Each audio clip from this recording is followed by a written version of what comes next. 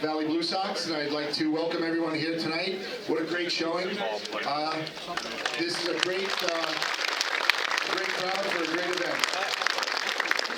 We would like to thank Westfield Bank for sponsoring this banquet tonight. We'd also like to thank the Din brothers who donated the awards that the inductees will be getting tonight. Definitely. They deserve a big round of applause. So I'm not going to speak long. I'm going to hand this over to Mayor Sarno. He's going to be our MC tonight and get it going. So there he is right behind me. So let's give a nice round of applause to Mayor Sarno. Thank you.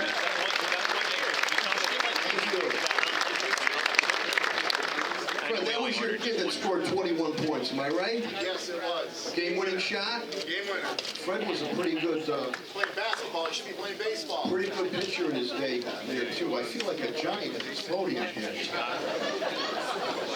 Is everybody having a good time? Hold on one second. Of course not.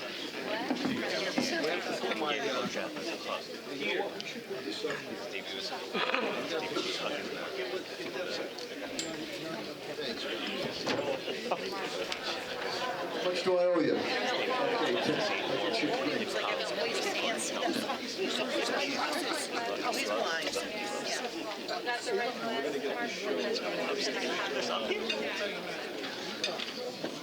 I have to wear cheaters now, or else I'll be playing the trombone.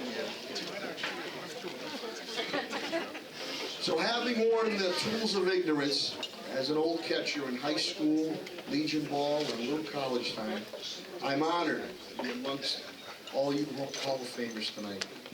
I want to thank Chris Wyatt and say hello to your dad, but he's here tonight. Frank's here. I want to thank Kate Allard from Valley Blue Sox organization for asking me to MC. This will be the best meeting of my day. Because there's never a dull moment down at City Hall. It's great to be here with my lovely wife, Carla, and my oldest daughter, Cassandra, who are here. Appreciate them being here. And by the way, it's great to be at Twin Hills. I have to say something. Attila Cotarapoli has done a tremendous job here, on and off the course. Let's give he and his staff a big round of applause. I'd like to give a shout out to the Republican newspapers, Cynthia Simison and Ron Chamelis, for their heartfelt stories on all this year's Western Mass Baseball Hall of Famers. And I'd like to also, let's give a warm Western Mass welcome to Dave Coombs from Rock 102, the Back Steve and Dave Morning Show. He's right over there. There he is right there. He hyped up this event. We appreciate that. Again, I'm honored to be your MC for the evening. It's special to me because two of my longtime dear friends of mine are being inducted tonight. Mark DiFranco, my late.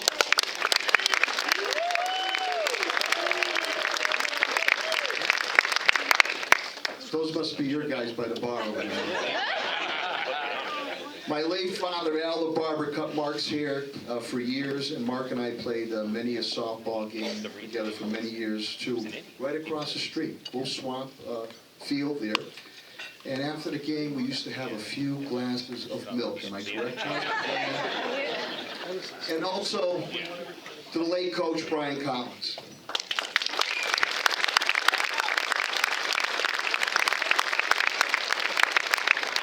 Is there a Collins in the house?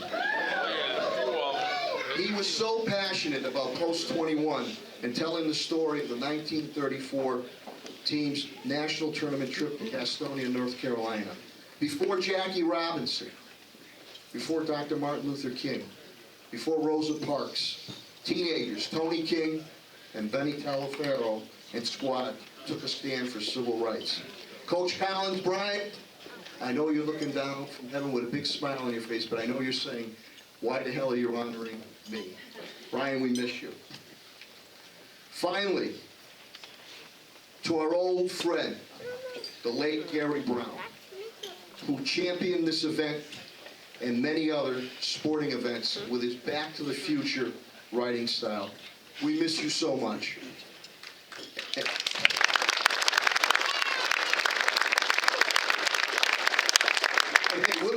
great if the Republican brought back Gary's hitting to all fields as a this day in sports feature.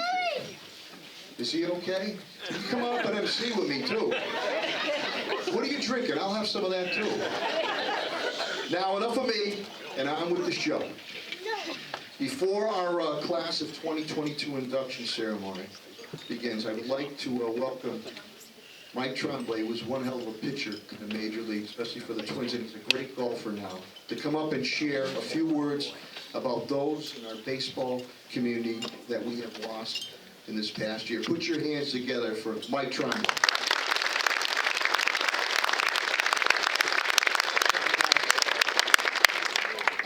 Welcome to the Hall of Fame, class of 2022. What a turnout. And quick thank you again to Twin Hills for having us. And a big thank you to the Hall of Fame committee. Thank you guys, and especially to the Blue Sox. They go under the radar. They do the lion's share of the work, and it's really easy for the committee to put down ideas. But they really pull it together. I'm always really impressed what a first-class event they put on, so thank you very much. I'm really sad but extremely proud to ask to be say a few words about three great gentlemen, Pete Brown, Carl Oliveira, and Gary Brown. You find it impossible to find three guys that did more for Western Massachusetts baseball than these three guys. And I've been saying this for a few weeks now. I'm not quite sure there'd be a Hall of Fame without people like this. So we're kind of here celebrating for them, with them. And I could go on forever about these three guys, but Pete Brown was instrumental in starting the John O'Sullivan League and developing that league. And every kid that played baseball in the area benefited from Peter's organizational skills in that league. And I'm real proud to say that I got closer to Peter. I went through with my son, the John O'Sullivan League. We had a team of Wilbraham, and we went through the league, and it was really till after that, through the Hall of Fame, that I got close to Pete. And I'll be honest with you, I thought he was a little grumpy when I first met him. And a little, I'm grumpy too, so we got along pretty well. So, but then after that, through the Hall of Fame, and I think this is what tonight's about, is connecting with people that you might not normally connect with. So you talk about leaving a good legacy. I mean, God, you spent so many time and effort and hours and days so a kid can play the national pastime is not too bad. Carl Oliveira. Carl was, in my mind, Mr. Baseball. I think we played against him in the late 80s in Tri-County. And Carl was still going at it pretty hard up until his untimely death last year. And I've received a few texts and letters about Carl in the last few weeks. And he was a terrific family man. But more than that, he was also a guy that respected the game. And anybody who in his room has played the game, he took great pride in playing the game the right way, passing along to the next generation. He was playing and coaching and managing and helping the Tri-County League, and just did above and beyond what anybody could ask. And he's the baseball brother we're going to miss dearly. Lastly, Gary Brown. I'm going to tell you this. It was rough. This is rough for me, and I'm going to lose it a little bit. I used to ride with Gary to these Hall of Fames, and I lived in Wilbraham, and it was a lonely drive tonight. A lot of people ask Alexa on their phone. I asked Gary. Gary was a guy that just made you feel better about yourself. If you didn't like Gary, there was probably something wrong with you. He was, I consider him a really close friend, but I think a lot of people in this room consider him a close friend. It's the type of guy he was, that warm, welcoming smile, and you could see it in his articles. Just made you feel good. You know, whether you're named in an article, whatever it may be. And my first memory of Gary as a writer was reading the Hitting to All Fields with my father on Wednesday mornings in Wilbraham. And my father would go line by line. My father was a big fan of Western Mass baseball. And we'd go line by line, and he'd tell me, he goes, you know, that's Danny Delchino's of Chicopee Comp. That's Outstanding of Chicopee. That's the Westfield team that won the championship that will induct tonight. And it was just a great way for me to connect, and I'm sure I'm not the only one that read it on Wednesday mornings with their kids, and their fathers or their mothers. I want to tell you, I thought about this, and forgive me, Todd. I've told this story one time, and that was just a couple days ago to my good buddy Todd Easold. Sorry, you're going to hear it again. And again, the story isn't about me. This is about something that Gary did for me, and I really think it kind of summarizes what this night's about. And forgive me if I lose a little bit. In 1999, I was pitching for the Twins. We came into Red Sox, we came into Fenway Park to play 3 games. And as a kid, I remember sitting in the stands with my stack of baseball cards, my Red Sox hat, my Red Sox shirt, flipping through the cards as guys came to the plate. Yastrzemski, Pudge Fist, Dewey Evans, Freddie Lynn, Jimmy Rice, all these guys. I'm flipping through the cards, and just in awe of these guys in Fenway Park. And now here I am coming into Fenway, potentially being on that mound. So, everybody knows here what kind of pitcher I was, so I was nervous to begin with. But going to Fenway Park was this extra level of nervousness. I had my family in the stands, I had my friends in the stands, I had some buddies at home rooting for the Red Sox, but still looking out for me a little bit. So we had traded our closer, Rick Aguilera, to the Cubs that year, and I got a chance to close. I was by no means any Mark Wohlers, so you can imagine what kind of closer I was. I was more of an ender rather than a closer. So I come in, we get a 1-run lead in the 9th inning against the Red Sox, and I give back-to-back home runs to lose the game. Yeah, no one's shocked here, I can see that. So as I'm watching the second home run go to the left field wall, I'm walking to the dugout and eventually to the clubhouse, and it's a walk-off home run. And listen, it's a great story. The kid who grew up a Red Sox fan comes into Fenway, pitches against the Red Sox win, Red Sox Nation's happy, Trombley stinks, everyone's happy. Right? Well, the Trombley family's not happy, and certainly the Twins aren't certainly happy, but I know what I'm going to have to do in the locker room. I'm going to have to talk to these reporters, and they know I'm the Red Sox fan. I grew up in Massachusetts, and like I said, it's a good story, and I get it. But these emotions are running through me. And I'm 32 years old. And there's writers there, and Gary's there. And I'm sorry, this is not about me. This is about what somebody did for me. So the writers are there, the guys from the Boston Globe, and the guy from the Providence paper, and the Worcester paper, and all over. And they're asking me questions, and I'm very stoic in my answers. I'm holding it in. I'm doing a pretty good job holding these answers in, and I'm churning inside. I mean, it was acceptable to cry. And Gary's just taking notes behind saying nothing, just taking notes. After they were done, they go away. Gary Brown comes in front of me. And Gary starts asking me questions. And I start to lose it. I'm 32 years old. I'm supposed to be a veteran closer on this team. At least I think I am. And I start to lose it. My eyes are welling up. I'm tearing up. My voice is cracking. And I'm losing it. And the best way I can describe it is, it's like something big happened in your life. And you see a loved one or a buddy or a good friend or whatever it is, and the situation overwhelms you. And I start breaking down. Now, I got teammates in here in my locker room that are watching this. And I'm fighting it. And Gary senses it. Gary knows it. But true to his craft, he asked every question he should have asked for the newspaper headline the next day. And I can see the headline now. Red Sox win, Trombley stinks.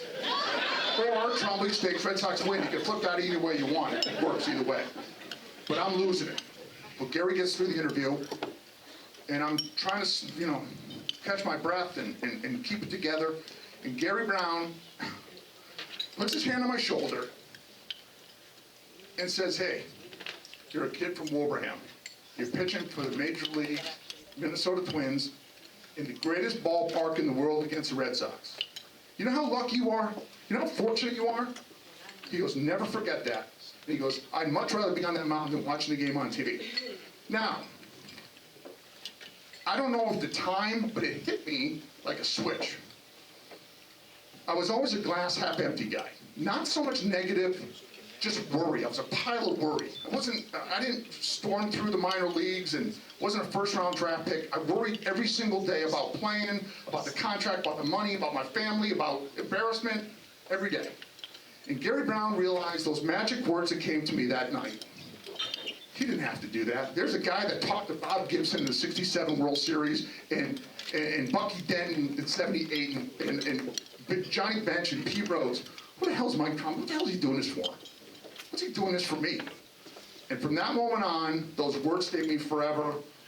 And I can't tell you how many times I used those words. I was in San Francisco 2 years later, 35 years old, and I was going to pitch to Barry Bonds when he was going to maybe break the record. And a reporter asked me, how would you feel about giving up a home run against Barry Bonds? and I'd given up Eddie Murray's 3,000th hit in 1995. Yeah, I gave up a lot of hits and a lot of home runs. Laugh it up. So anyway, he asked me what I thought about maybe potentially giving up the home run to Barry Bonds. And I looked at him and I said, Gary Brown pops in my head and those magic words come to my head. And I said, you ever been to Wolverhampton, Massachusetts? He said, no. I said, have you ever heard of Minnetonka Regional High School? He said, hell no.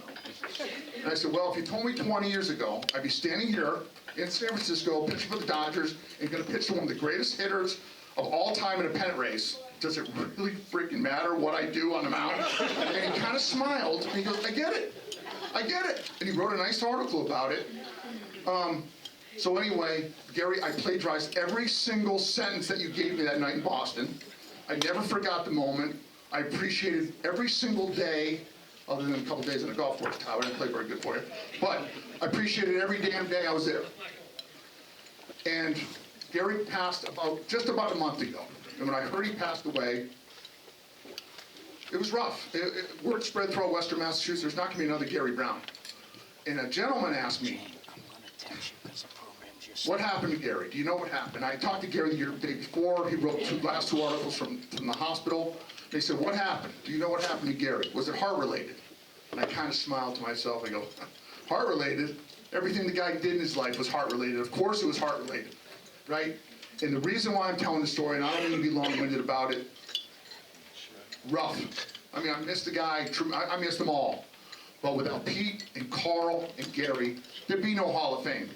What we're talking about here is being thankful and the opportunity to get together, and through their blood, sweat, tears, and love of the game of baseball, we're here to talk about it tonight and celebrate it. And this is supposed to be a celebration. I'm sorry to tug at your heartstrings about this, but these guys meant a lot to me, and especially Gary. I'm going to ask you two things. If we can raise a toast to these three guys, because I'm not sure we'd be here without these guys. So thank you to our baseball brothers. And lastly, I'm going to get up and stop talking, thank God, right? If we could just stand up and give them a round of applause, let's get celebrating. This is a celebration of baseball. Thank you.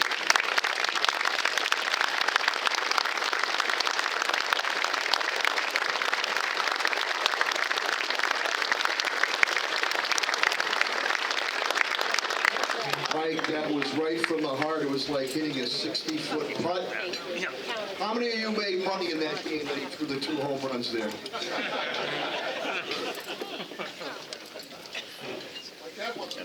Yeah. He would never bet against you.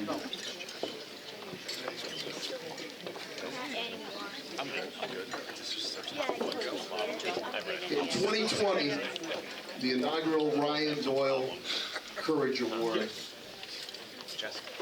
posthumously was presented, to Ryan Doyle, a standout athlete and passionate young man who displayed unrelenting bravery in his battle against cancer. In 2021, the Hall of Fame personally presented the Ryan Doyle Courage Award to Baltimore Orioles infielder and former member of the Valley Blue Sox, Trey Mancini, for his courageousness and charitable work in his recovery from colon cancer and return to baseball.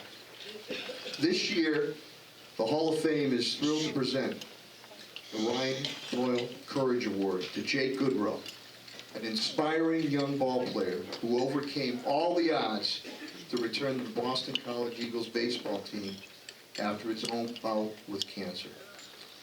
Please welcome Ryan Doyle's parents, Tim and Dee, to say a few words before the presentation of the award. Let's give them a big round of applause. Posthumously awarded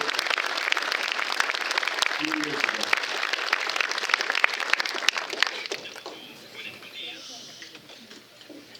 Hi, everyone. I'm going to go first. It's very hard to follow Trombley. Anyway, I would just like to give a big thank you to the Western Mass Baseball Hall of Fame for selecting Jake for this award that honored my son's courage.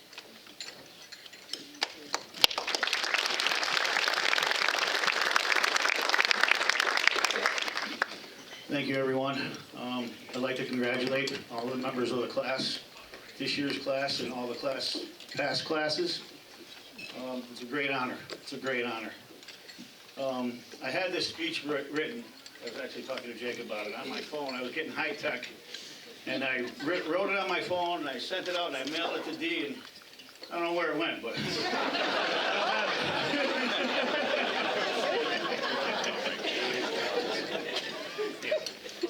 So I'm going to have to try to do it the old-fashioned way. I'd like to start by saying thank you to Mike, the Hall of Fame committee, the Wine family, Fred Ciaglo, Kate Avard, and anyone else who allows us to present this award. It's very heartwarming and meaningful to the Doyle family to be able to honor Ryan and others who have been affected by cancer. Since we last met, we've lost some good people. Gary Brown, Carl Olivera, Pete Brown, and Brian Collins. A few of Western Mass baseball's great ones. We are here to honor those who are great contributors to life and the game of baseball. Courage, the ability to do something that frightens one, or strength in the face of pain. When I first reached out to Jake to congratulate him, I wasn't sure if congratulations was the correct term.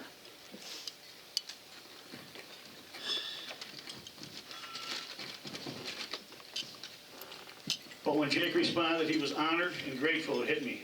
Honored is a good word. This award honors Ryan, Jake, and others who have had to fight this incredible fight. One of Ryan's teachers described it as a fight none of us could imagine. And unless you've been through it, you can't. You know about the chemo, the radiation, the operations, however many of them there are, but to actually go through it can't be explained. Jake knows, though. To have his life upset during what should be every young man's most exciting and carefree times can only be understood by Jake, Ryan, and those who have unfortunately had to have this experience. This is why we take time to let them know we appreciate them and their battle. When I first talked to Jake on the phone, I wasn't sure how the conversation would go, but it didn't take long to find out what a good young man Jake is. We talked about being first diagnosed, his time in the hospital, taking medicine that would make him sick, and surgery.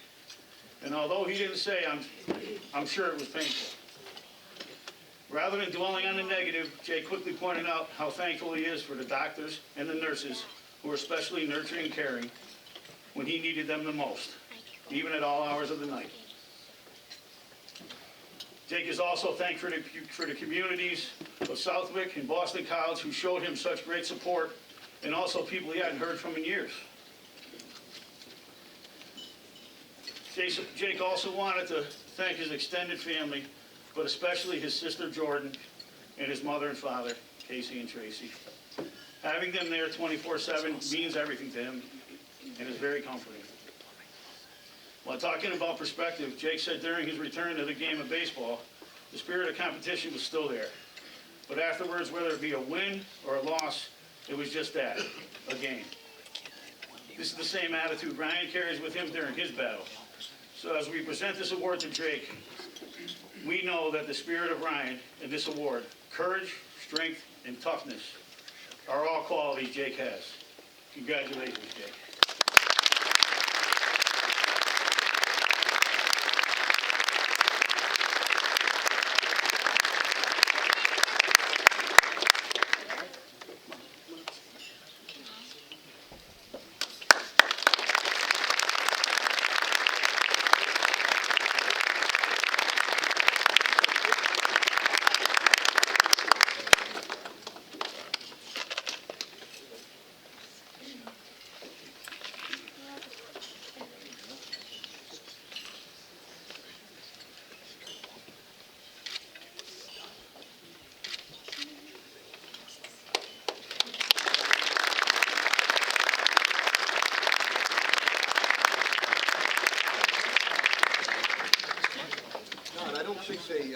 They didn't make catchers as big as that when we were.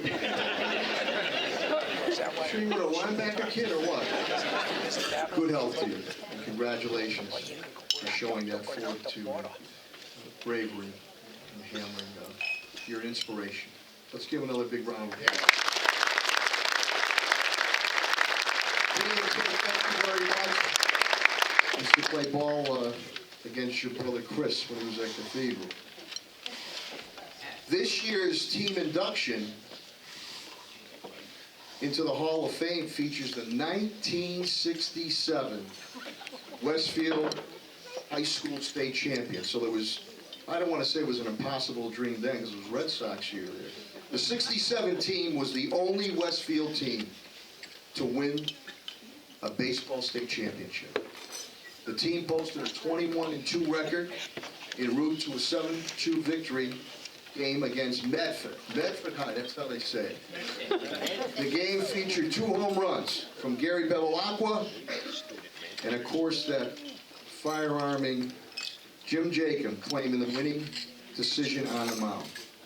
Please join me in welcoming the 1967 Westfield State Champs to the Western Mass Baseball Hall of Fame.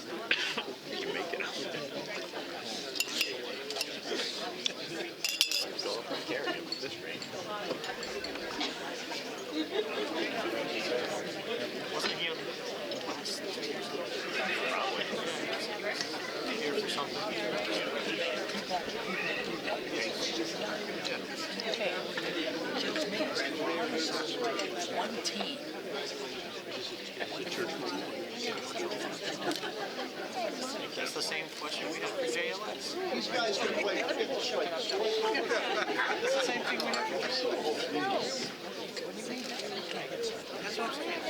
Congratulations to all the inductees tonight. There's certainly a lot of baseball history from Western Mass in this room tonight, I would say. I've never seen Pat Strange dressed up like this. I wonder if he wore that on draft day. Thanks to the Western Mass Baseball Hall of Fame for our induction of the 1967 state championship team.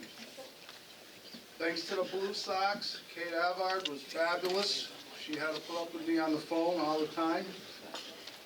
Thanks to Westfield Bank and Jim Hagan, they have stepped forward for not only baseball, but for other youth organizations in Westfield and all of Western Mass. Well, we have lost 11 players, coaches, or managers from our 67 team. The memories they have passed along to their family and friends will last forever. Some of those families are here tonight, relating many of those memories. Others, who could not be here tonight, I spoke with on the phone for hours. Our coach, Angelo Ferroni, is represented by his daughter Cindy and his son Mike, who is our bat boy.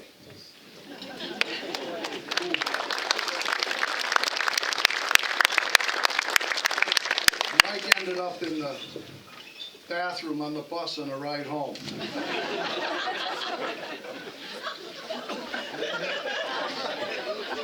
Angie's wife Winnie is at home, eagerly awaiting to see the video of tonight's events. Angie's strong discipline and paying attention to the little things, I am sure, helped all of us, not only in the game of baseball, but in the game of life. Ange always pushed you to do more than you thought you could do. I was fortunate enough to visit him shortly before he passed away, and he gave me the scorebook from that incredible season. Many memories came from that scorebook. From a chilly day in April, when Art Bovino, senior co-captain Billy Lucas, got our first win, to Steve Ream catching a fly ball in right field to beat Medford in the state championship game, everyone on our team contributed to our success. Our two catchers, Jack Kaminsky, probably one of the toughest outs in Western Mass. All he did was foul pitches off. And Jimmy Kazarad had the pleasure to catch three crazy lefties, Franco Garcia, Dick Witherall, and myself. And just a couple righties, and Art Bovino and Peter Ozala. Day before the championship game, I was warming up a little bit with Jimmy Kazarad, and I bounced one off a home plate. And of course, I gave him a nice shiner. And what do you think he did the next day? Got 3 hits. So we wish we had done it the first game. Our stellar infield included Brad Moyer, Rick Gardner, Phil McKeague, Billy Lucas, Bobby Garfield, Danny Hagan, Franco Garcia, Mike Trant, and John Rose. Steve Reen, Dave Pilichowski, who's here tonight, and Gary Bevilacqua held down the outfield, and each provided big hits throughout the season, and especially in the tournaments. Our best hitter, Billy Lucas, broke his leg in a late season collision at second base with Jack Skypeck from Hoyle, who you Hoyle people might know. They both broke their legs. It was a terrible collision. There's any young kids here, make sure you decide who's going to cover second base. Bobby Garfield took over for Billy and was just fabulous. Dick Witherall, who is here, shut out Tech to stop their 30-game win streak mid-season. Sorry, Richie. And Brad Moyer, who was here, and I remember this, turned a big double play against Tech in the 9th inning of the tournament to end the game. And then on first and second, the ball was hit pretty good to third base, snagged it, touched third, threw to first. And Tech was a fabulous team and was a good feather in our cap to beat such a good team. And most significantly, Gary Bevilacqua's huge home run over the 375-foot sign at Gov Fuller Field in Falmouth to all but seal the deal of our incredible season. His wife, Sandy, is here tonight with that baseball.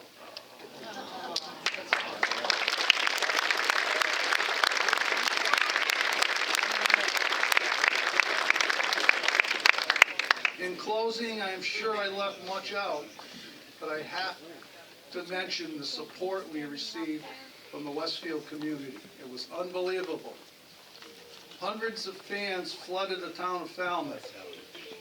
Having a state police escort the last few miles on the pike, the poor bus driver thought he was getting pulled over. And then seeing all the student buses waiting for us right off the pike was incredible. They must have sat there for hours. The streets, Park Square, and the old high school parking lot had people everywhere. These are just a few of the memories from the team that understood that success comes from everyone working together. Once again, on behalf of our 1967 state championship team, thank you for this special night and this great honor.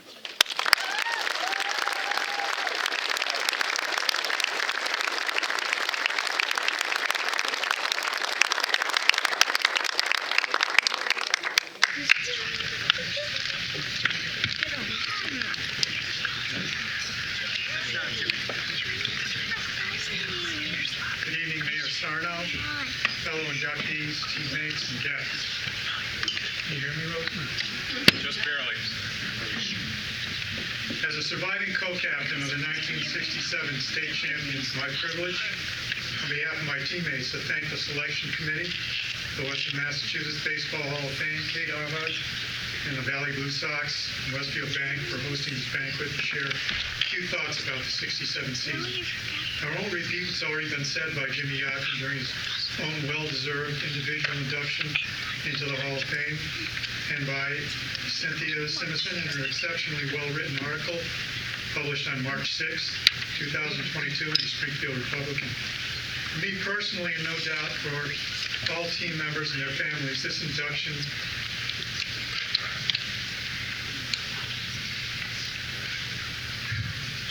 for our accomplishment 55 years ago is a unique, unexpected, and treasured gift. The icing on the cake. Somewhere, looking down on us, smiling from a big dugout in the sky, our Ange Baroni, Bill Ensign, Gary Bevilacqua, Billy Lucas, Mike Trent, Joe Scarfo, Dick Gardner, John Rose, Bill Tatro, and Kevin Riabel.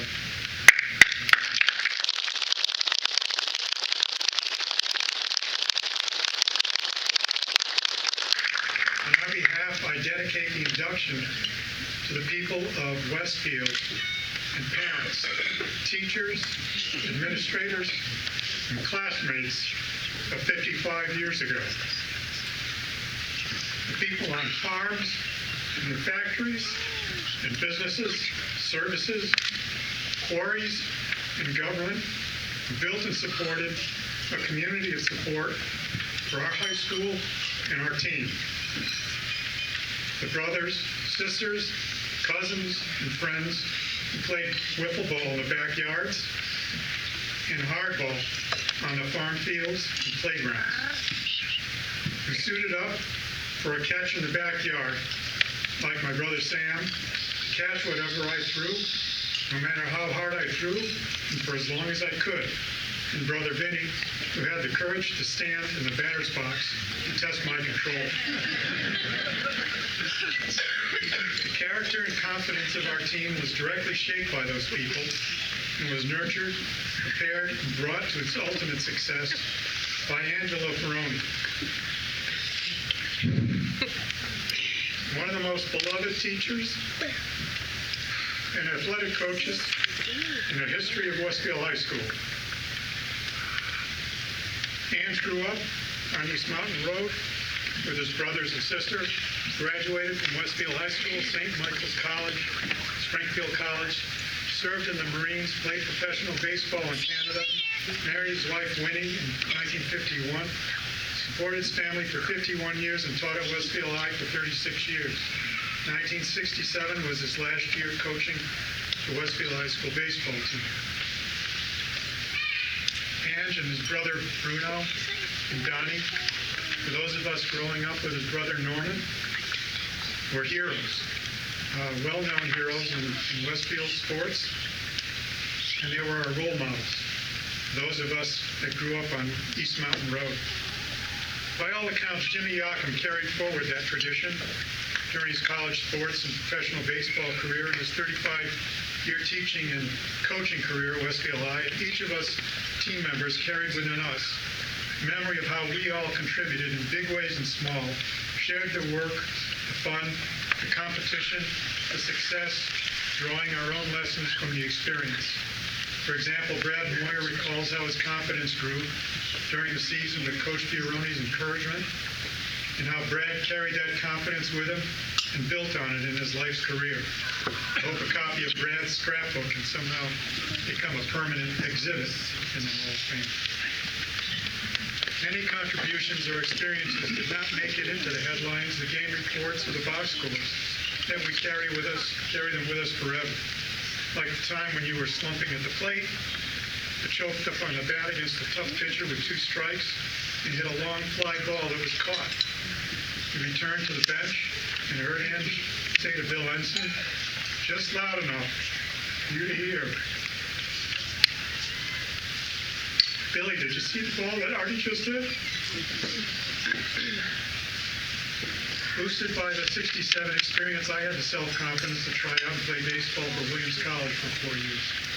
I met my future wife during a stopover at my best friend's New York home on head coach Bobby Combs' spring training caravan, driving down from Williamstown to compete against some very tough North Carolina college teams. And next September, Rosemary and I will celebrate our 50th anniversary.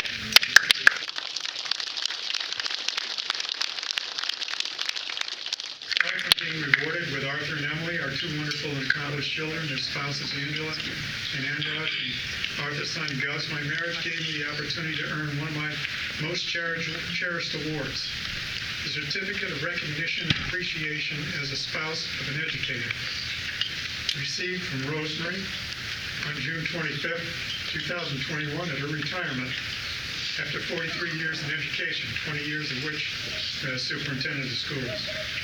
In 2020, I retired after 46 years in banking and banking regulation, 36 years in wholesale banking with Citibank, including 5 years in Hong Kong, followed by 10 years regulating foreign wholesale banks from New York State.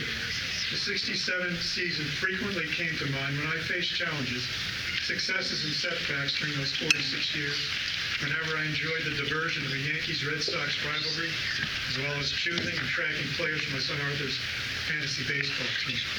At all levels, 1967 baseball season and those that followed were welcome relief during some turbulent times. And now we know that the major league players and owners have resolved their differences and will bring us, the fans themselves, some unexpected but welcome surprises and memories in the 22 season. Thank you.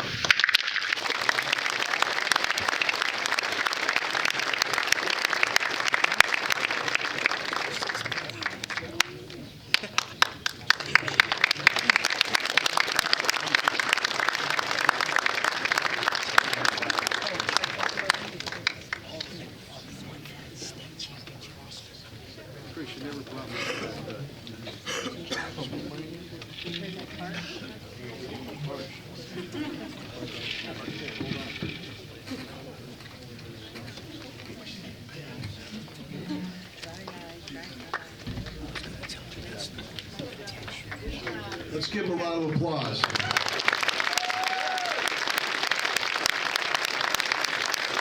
Chris, you told me this was vodka. It's water.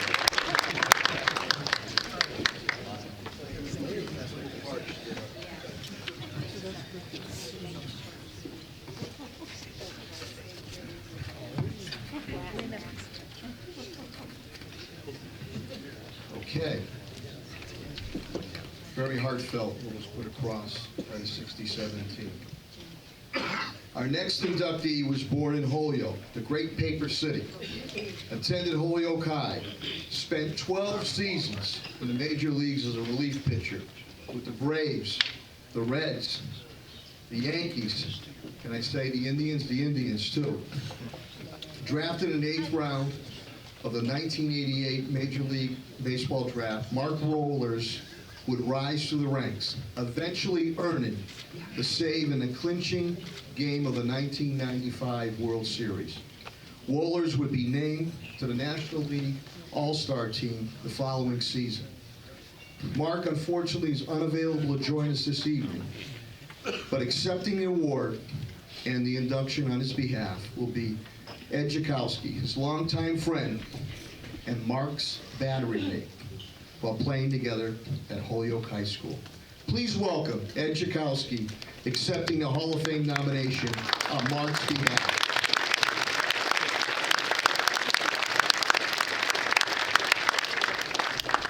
He just said catcher to catcher. We are a rare breed. So for many years of my career in youth baseball all the way up through high school, I was always Mark's support system. I was his catcher. We were battery mates, but more than that, we were best friends.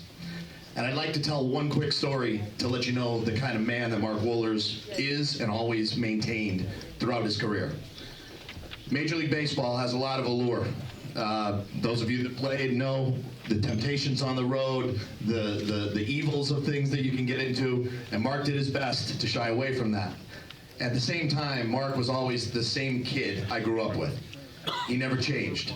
I was fortunate enough to hook up with Mark at Wrigley Field. My brothers and I got to see Mark play at Fenway, and Mark threw us balls in the outfield when we went early, and he had a great arm, and obviously he got the ball right to us. But Mark got me 10 tickets to bring everyone I knew in Chicago to that game. Not only did he do that, but he brought me into the bowels of Wrigley Stadium when I saw hallowed halls that mere mortals like myself would never really attain, I'd never get to see. I got to meet Bobby Cox. I got to meet many players on the team. Later that night, Mark said, well, Eddie, it's a Saturday night. Let's go out to dinner. Well, two typical Holyoakers. We didn't make any reservations. We didn't know what we were doing. We were winging it. So we went to Gene and Georgetti's. It was Mark's favorite steakhouse. And as you can imagine, on a Saturday night, the place is wall to wall. Bobby Cox is now walking out of that crowd, and he pulls Mark aside and he says, hey, Mark, Anthony is the maitre d'. Tell him who you are. He'll seat you and your buddy right away. So we walk up to the maitre d', and we're about as close as I am to the mayor here, and Mark is just standing there. And I'm watching the game on the TV, and I'm looking around, and I'm waiting. Finally, I lean in and go, hey, buddy, this is your show. I said, nobody wants to see me. Much like tonight, nobody wants to hear from me. And he says, Eddie, all these people were here way before us. I don't want to do that. I don't want to tell this guy who I am and get seated before them. Let's just go somewhere else. That says a lot about a person. When they say when you do things when nobody's looking, nobody knew. Mark could have dropped his name and we could have sat down that night. So I said, Mark, Charlie Trotter's restaurant's on the other side of town. We hopped in a cab. We went down there. We had a great meal together. And of course, Mark, being a reliever, was on the clock no matter what, so he couldn't really have a drink with me. Talked him into one that night. Don't tell his manager. And as the billfold came, and we both reached out for it, and I said, Mark, look, I said, you got me into Wrigley, you gave me 10 tickets, you did all this stuff for me tonight. Let me get dinner. And he says, Eddie, if I fall off this chair and I break my right arm, they still got to pay me the money in that contract. I says, I'll get the cab ride home, and we worked it out like that. But that's the kind of guy that Mark is. And as his support system in baseball, I wanted you to know who he was. I want to give you a little bit about the man. I've been very fortunate to stay very close friends with Mark. Our children, when we had our first kids together, were in the newspaper. Their birth announcements were side by side. We thought that was quite ironic as we were both living in different parts of the country at the time. And it really has been a pleasure for me to watch Mark and his career. I felt like I had an inside track to Major League Baseball as a guy that always wanted to play myself. So Mark has written something tonight, and I'm going to preface this with, I just got it last night, so I'm really going to read this because I didn't really get a chance to go over it, but he does mention me in this, and it gets a little awkward later, so bear with me. So Mark says, good evening. I would first like to apologize for not being able to attend tonight's event. I have an appearance that I committed to earlier this year on behalf of the Atlanta Braves in Tennessee. First, I want to thank the Western Massachusetts Baseball Hall of Fame for this incredible honor. Throughout my entire life, I have always said with pride that I am from Massachusetts, particularly Western Massachusetts, and specifically Holyoke, Massachusetts. I am extremely grateful of tonight's induction. I would like to thank my parents, Fred and Irene Wohlers, for allowing me to follow my dreams. When we are young, we always dream about what we want to be when we grow up, and many times that changes. Some people dream of being a doctor, a teacher, a professional athlete, and many other careers. But my dream never changed. I always dreamt of playing Major League Baseball. It's the only thing I ever wanted to do. Thanks, Mom and Dad, for believing in me and encouraging me to follow my dreams. I also want to thank my sister, Cindy. Had you known us growing up, you could have described our relationship like you would have the New York Yankees and the Boston Red Sox rivalry. While at times we may have fought like Jason Varitek and Alex Rodriguez, there were always a deep love for each other and a respect. And that's only grown stronger as we've gotten older. It seems like the further I moved away physically, the closer she and I became. She's an amazing sister, and I love her with all of my heart. I could not have accomplished anything in my career, from the very first team I played on, Holyoke Gas and Electric in the Holyoke Youth Baseball League, to my final team, the Cleveland Indians. Oops, the Cleveland Guardians, without having great teammates as well as great coaches. While I was fortunate to be managed, coached, and to play with many who are now in Cooperstown, it is those from my playing days in Holyoke that had the biggest influence on my love of the game. Ray Bowden and Ron Augie Authier were my first baseball coaches when I started playing in the second grade. They taught me early on the importance of teamwork, good sportsmanship, respect for the game, and most important, respect for each other. I also want to thank and acknowledge my high school coach, Joe McCarthy. He believed in me my sophomore year when he named me the starting pitcher in our first playoff game. When a coach shows that confidence in a player, that confidence shows up in that player. Confidence is more valuable than a 3-2 slider on the black. Our main rivalry was Chicopee Comp, coached by Dan Dolcinos. While there is no denying they had talented players, Coach Dolcinos got the most out of each and every one of them. While I always believed we had the better team, they were always the toughest team we played, and a lot of that has to go to the man who coached them. Baseball was once described to me as an individual sport played collectively as a team. Some of the best teams I've played on, and many of my favorite teammates, are from Holyoke. Many great pitchers came through the Holyoke system before me, from Al Stanek, Dan O'Neill, Pat Brennan, Mike Sampson, just to name a few. I used to watch these guys and hoped one day I could be as good as them. I was fortunate to play with some great teammates. Jimmy Woods, who's here tonight, Brian Williamson, Tommy Obachowski, Salo Garcia, Kevin Klaczynski, just to name a few. I will take the memories of sharing a baseball diamond with these guys to my grave. I would also like to give a quick shout out to Jake Goodreau from Southwick, Massachusetts. Jake has showed us the things that we do now and how we conduct ourselves off the field are much more important than how we perform on the field.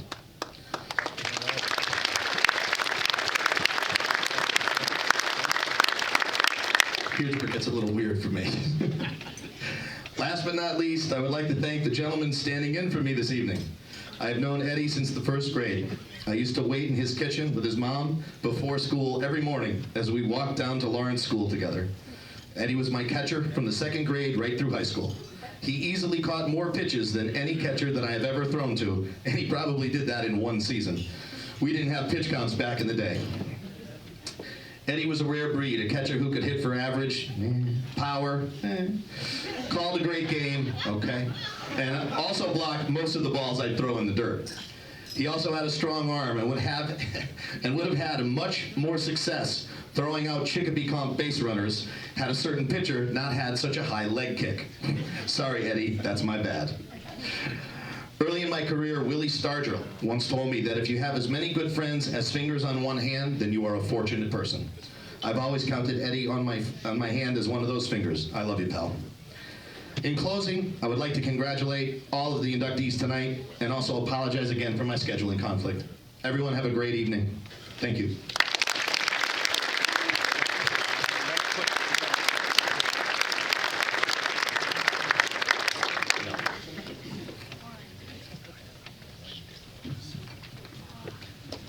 Nice job, Ed. Let's give him a round of applause.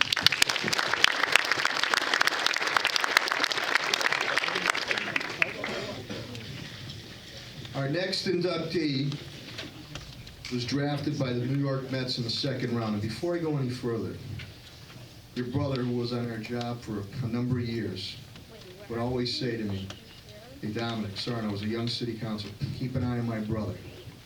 He's going to make it and he's going to do well in the major leagues." And you did. He was always still so proud of you. By the New York Mets in the second round in the 1998 Major League Draft. Pat Strange made his Major League debut with the Mets on September 13th, 2002. Strange would go on to strike out 5 members of the Professional Baseball Hall of Fame during his Major League Baseball career. A Springfield native, a Central High School grad, where he was twice named the Gatorade Massachusetts Baseball Player of the Year in 1997 and 1998. Strange continues to give back to the game as coach at Westfield High. It's like Westfield night tonight. They poured it on. And they beat up Tetra coach tonight. Let's get that. Passing down his love of the game to a new generation of ball players. Please join me in welcoming Pat Strange to the Western Mass Baseball Hall of Fame.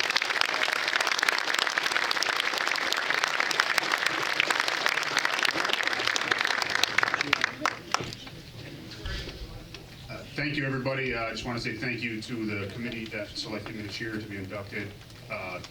Congratulations to all this year's members and all the members that have come before. I've always taken a sense of pride where I grew up, Western Mass baseball. I had a first-hand glimpse at some of the older veteran players that came before me. Maybe not, I wasn't around long enough to see the 67 team, Mr. Yakum, and some of the really older guys, but well, believe me, moving from Springfield to Westfield, you have no choice but to hear that name over and over and over again.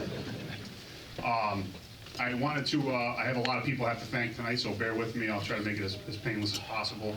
But going back to the example of set, Mike Trombley, my cousin Todd, my brother Donnie, Coach Kennedy, who graciously allows me to help out with the Westfield High School team.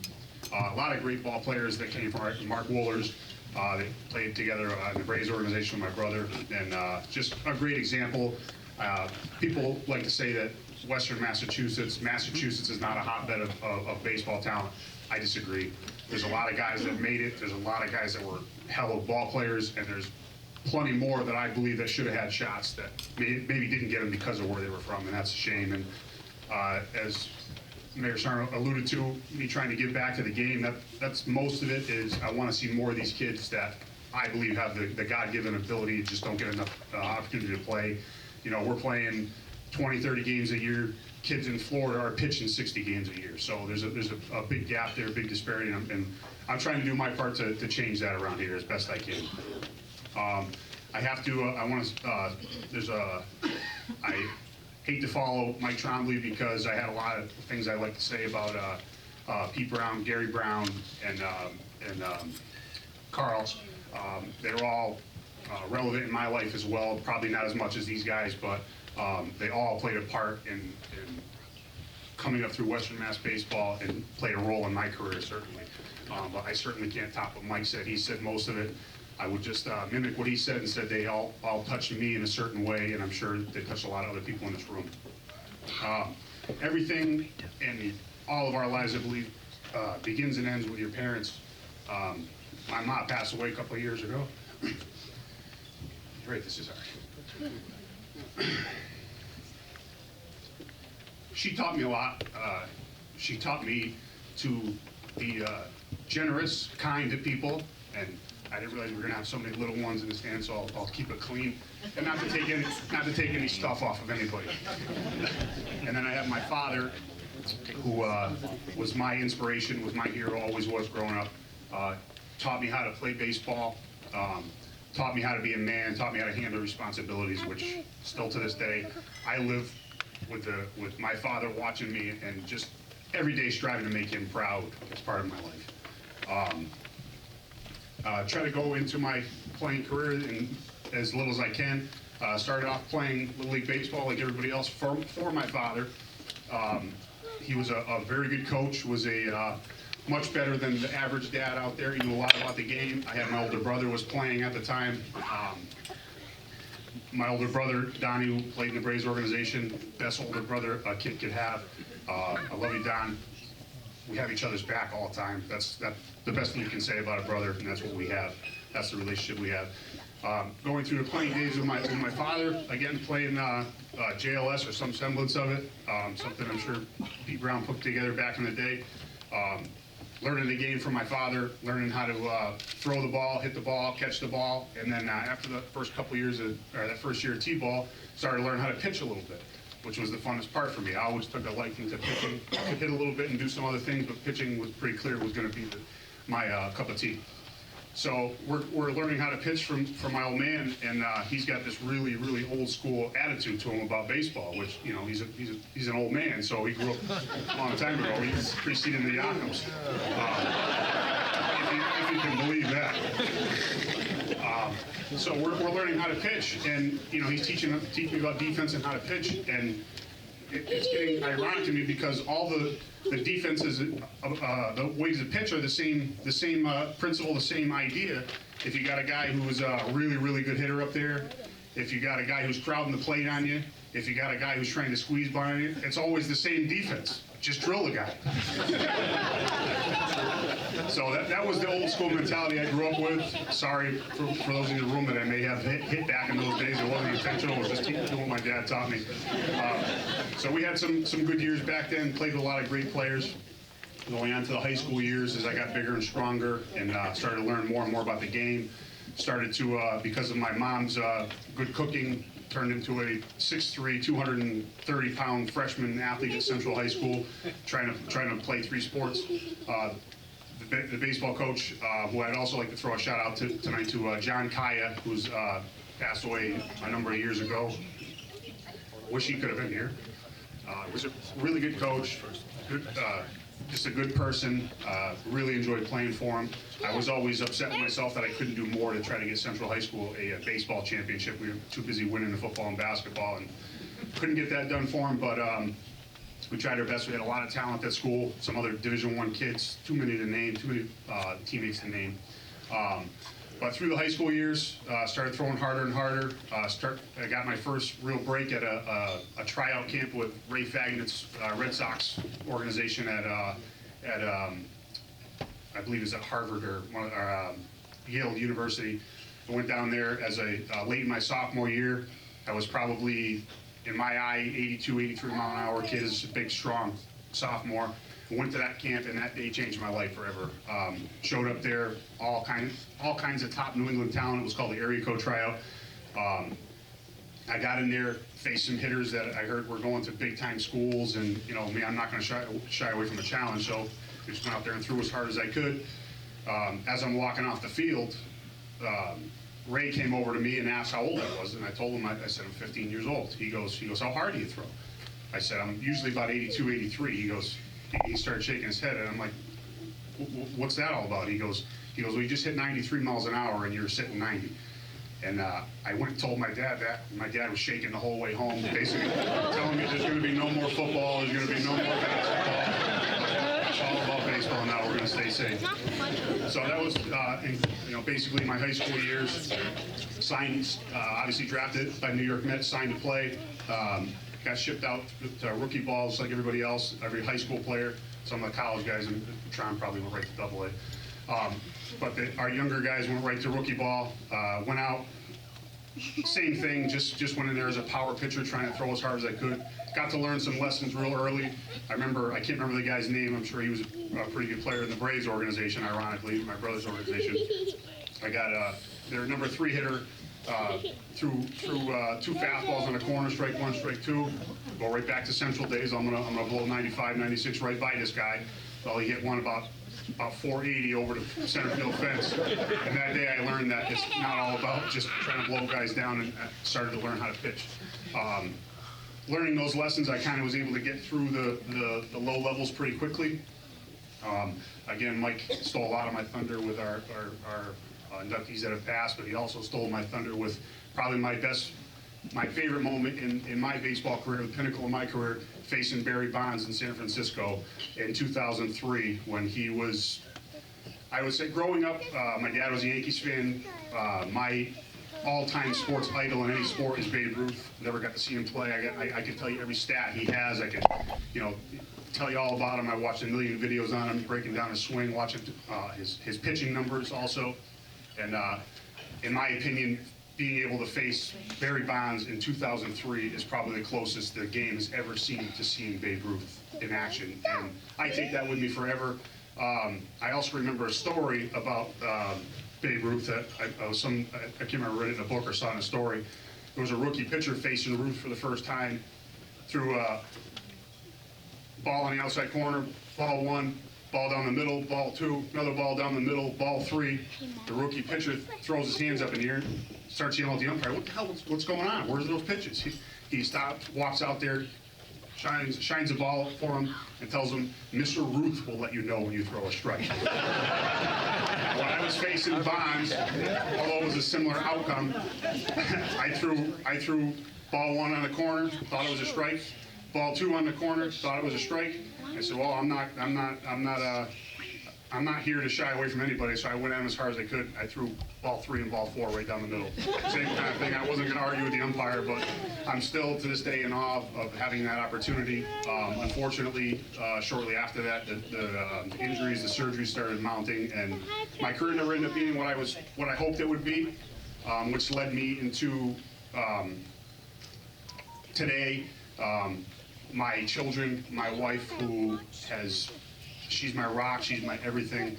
There's nobody in the world that I love more or care more about. She's been there through every great moment, getting called up to the big leagues, facing Barry Bonds, our 3 blessings, our 3 children, Brian, Gianna, and Alejandra.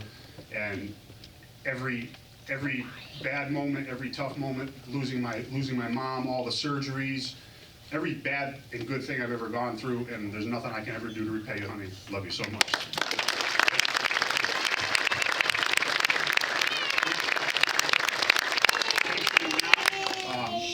I'm very thankful that my career ended as abruptly as it did. And I know it sounds crazy to say that, but the passion that I have for this game is far beyond my playing days.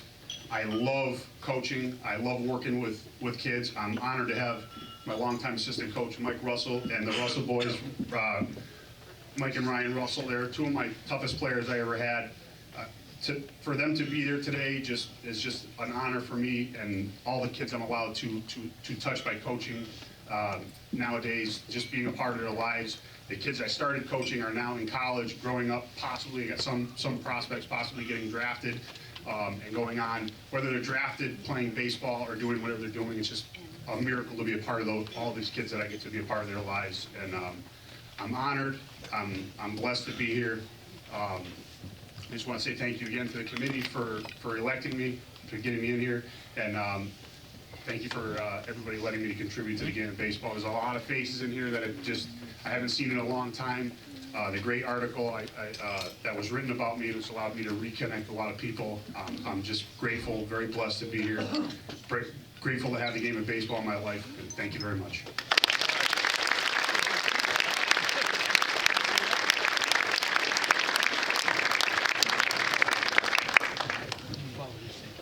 Pat, I like your dad's style, by the way. I remember those days catching. That's when you get the signal with the thigh, right here. Sit him down there. Old school was good school, good school. Pat, very nice, very heartfelt. Our next inductee is an Amherst native, member of the Amherst Little League's inaugural Little League team in 1952. Charles Royce was a star player at Amherst High School. Springfield College. Springfield College in the house? Yeah. Come on, you in the house or what? Let's go. En route to capturing a silver medal with Team USA in the 1963 Pan American Games.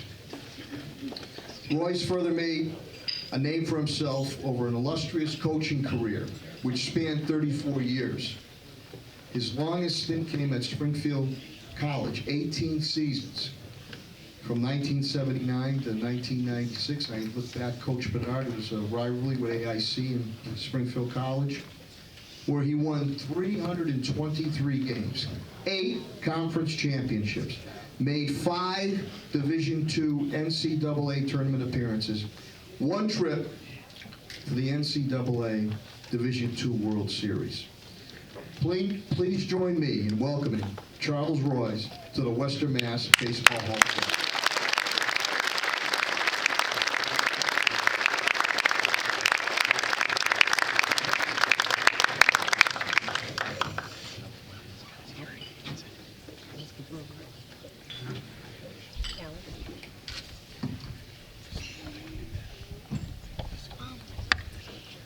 I'd hate to catch a backhand from up there. I appreciate that, Your Honor. I'm using that term loosely. I watch you quite often on evening news, and I don't know how you carry your responsibility as well as you do. An old catcher. An old catcher.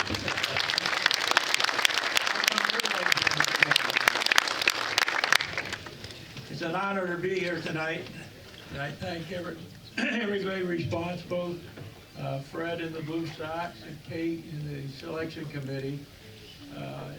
It's just a thrill to be here at my age. I guess it's a thrill to be anywhere.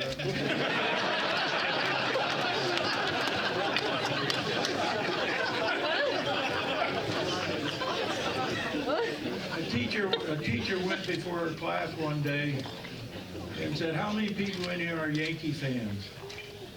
And all of them raised their hands except one. And said, "Bobby, why aren't you a Yankee fan?"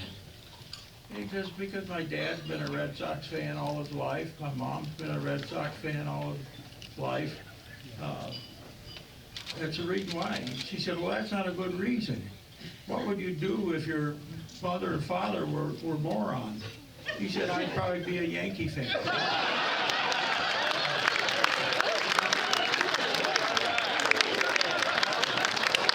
My wife didn't think I should say that.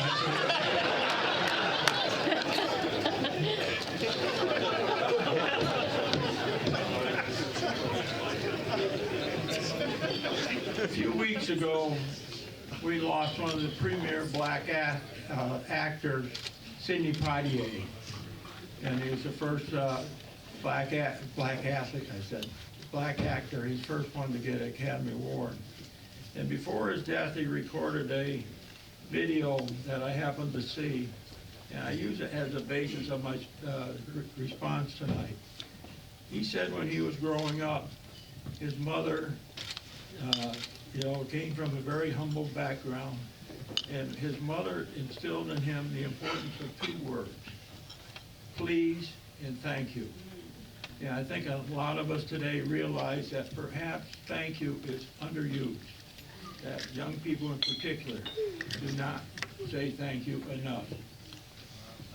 Tonight I'm here solely because of what other people have done for me.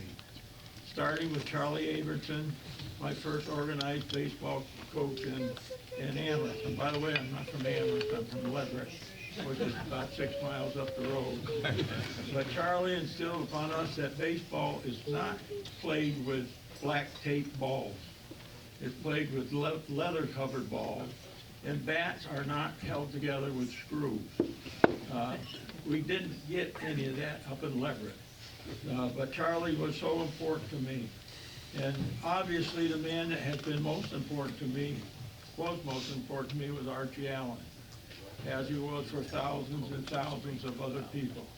He gave me the start. He had faith in me as a 5'7", 125-pound catcher coming out of Amherst High School. He saw something that I probably didn't realize myself. Over here at the table, there's a number of my former assistant coaches. They were very important to me, and a lot of them have gone on to head coaching positions, directors of athletics, and I'm very proud of them. We were talking tonight, reminiscing. It was like a family reunion of some of the things that occurred while they were at Springfield College helping me out, some of the stories in that. And I think any coach in here, Rick Bedard, Jim Bedard, any former college coach, probably has things that have happened, and at the time they happen, they're not very humorous. In fact, they're a distraction. And I think one of my favorite jokes or stories involves our southern trip down in Savannah, Georgia, which always came on St. Patrick's Day weekend. But you're asking for trouble. We got trouble. But in retrospect, I find it very humorous. And one of my favorite stories was a boy that went on to get our key hit when we went to the College World Series. But he was out one night, Applebee's, which was new down there, not so new up here, I guess, now. But Casey went out and tried to pass a false ID, which was not a good thing to do in Savannah, Georgia, on St. Patrick's Day. Well, Casey had a lingering hamstring injury. And when he was approached by a policeman, he decided he could outrun the policeman. The policeman happened to play halfback for Valdosta State. Casey didn't have a chance. But Casey gone on to do good things. He's a very well-respected teacher and coach at Cushing Academy. At that same evening, one of the other players, who was about 6'3", and the same thing, being challenged for not having a valid ID card, tried to hide behind a tree half his size. And the tree came up to his waist and about as wide, half as wide as he was. And the policeman, I think, was so humored he didn't do anything to him. I always remember that, but we have a lot of them. We have some involving even an assistant coaches who are here tonight that got a little off the way.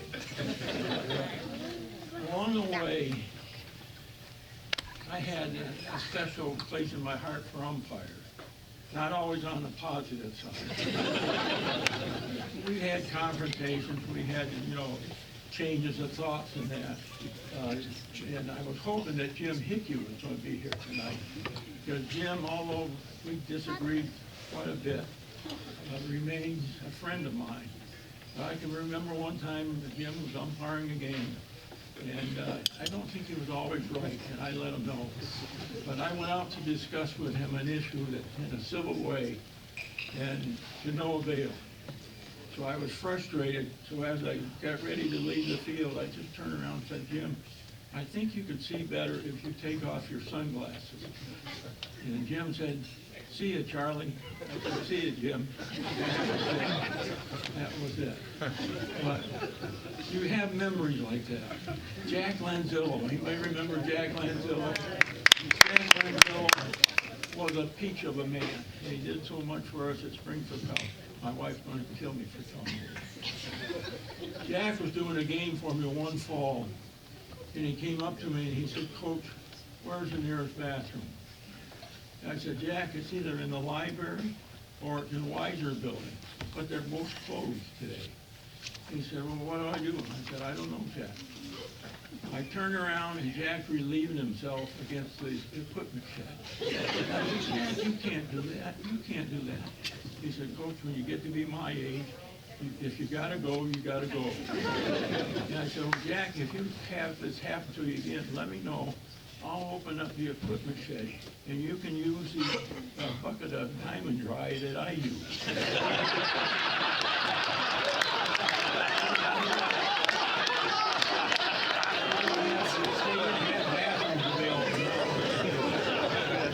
John Curry, anybody remember John Curry? I had John Curry as a physical education teacher in junior high school in Amherst. But I never gave him any trouble as an umpire, even though he didn't have a strike zone. 7 feet wide some day and 16 inches wide the next day.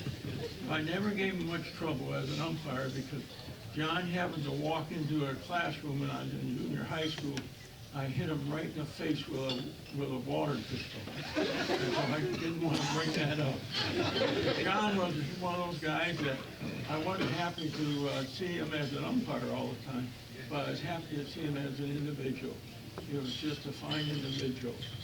Well, one person I really failed to mention as far as people who had early influence on me was Stan Zomack.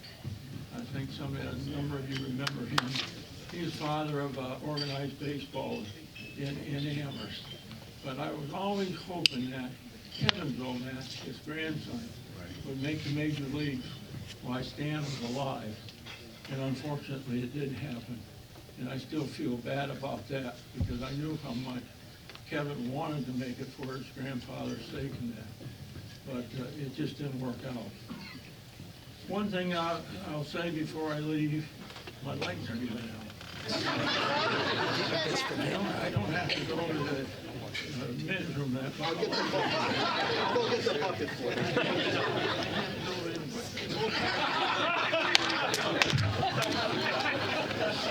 You stepped into that one. I did.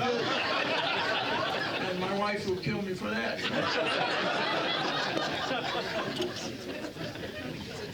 But one thing I spend a lot of time doing now is reminiscing, about my career. And I don't think much about how many wins I have or how many losses I have. I think about the experiences with the young people. And I worry about them, some of them. Because of all the former coaches here, you have kids that have problems. Regardless of where they come from, they have problems. And I had problems from time to time. I had to send kids home on southern trips and admonish them for this and that. And I worry about them. And one thing I would leave you with, in my own mind, I wish some way that I could get in touch with all my former players, those who were, on the right side of things and those who were down under some, and find out how they made out in life, what they're doing now. And I mean all of them, not only the good ones, but the bad ones and that. But I think it's probably an impossibility. But just to leave you again, I'm here because of all the people that helped me along the way and did things for me. And I appreciate that. Thank you.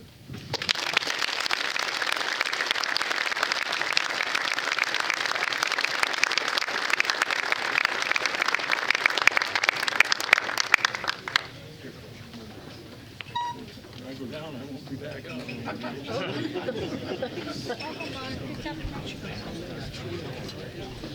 I know, you're doing it. I know.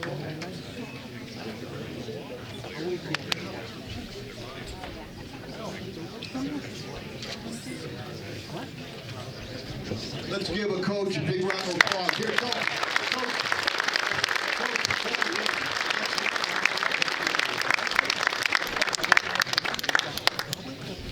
To assistant coaches, was he that funny? Could have been a stand-up comic. Was he that funny? Dave Coombs, you got some material for tomorrow morning on that. Welcome, you're my agent. Yeah, okay. He's gonna do Rock 102 tomorrow. The Bax, Steve, and Dave show.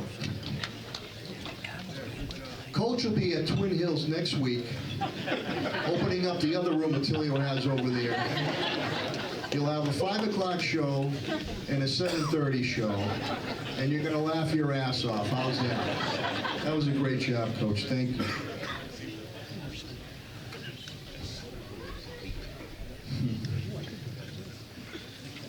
Our next inductee is a Springfield native. He was a key supporter of Springfield Legion program. Brian Collins served as coach for East Springfield Post 420 from 1998 through 2009. He later took the role of district chairman for Legion State Baseball program from 2010 to 2012. He may be most well known for reviving, as I spoke earlier, the Springfield Post 21 program after a long absence. Outside of his work here in the Valley, Collins was instrumental in organizing that Goodwill weekend tournament in Gastonia, North Carolina. And that tournament was really about the human spirit of doing the right thing down there and then coming up here. And Brian was so heartfelt with that. I know Mike Lorecki is also here. Unfortunately, Brian is no longer with us. He passed away December 2020. I know he's looking down from heaven on us saying, what the hell are you doing this for? Here to accept the award is his wife, Joan Collins. Please join me in welcoming Brian Collins to the Western Mass Baseball Hall of Fame. Oh, Eamon, okay. Scratch that. Eamon Collins is coming up. His son is a coach too. Come on up, man. Come on up. Mom, you want to come up there? Come on up. Come on up. Come on up. Come on up. Thank you, Mayor. Thank you. I just want to say, start off by saying, me, my family, and I would like to thank the committee for voting my dad in. We're very happy and just so honored that he was thought of. Leading with that, he never started coaching for any accolades. He didn't do it to put a mantle on his, put a trophy on his mantle. It was nothing like that. I mean, he really, truly loved the game. And more than that, he loved winning, as, coaches at the high school, college, Legion level do. But I think the thing that he was most proud of was not what his players did for him when they were playing for Post 420, but what type of man they turned in after that. Because, there was three things if you played, the kids called him Grady. He was a Yankees fan, but they called him Grady after Grady Little ball, But three things he really taught the kids was, not one man is bigger than the team. We're a family, and you don't leave anybody behind. More on like the family thing. And he often talked about things that happened when he was coaching, but he was just really proud of all the guys that played for him. He won over 120 games in, I think, 11 years. He coached 11 years. There's like 16 or 17 games in a Legion season, so that's hard to do. And the type of guy he was he cared more about what type of a man the kids grew into. And I think that's just all I really have to say about him. He'd be really happy tonight to be honored here, but he'd just be really happy. And we're really honored that you guys got him in here, and we thank you.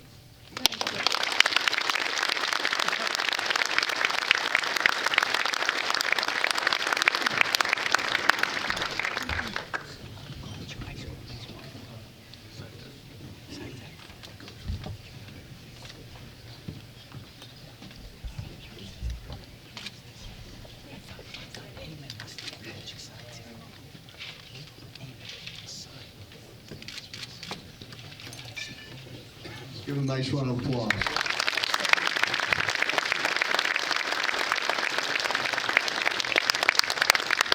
David, I remember your dad. I see your uncle Chris Collins there, Vice Chair Dan, Superintendent Dan Ward. How many times would you get those phone calls from your dad? Don, I gotta come down and see you. I got this idea. It was always, as he said, about the kids and his ball players, not about him. And that's what epitomizes being in the Western Mass Baseball Hall of Fame. So, Brian, to you, congratulations.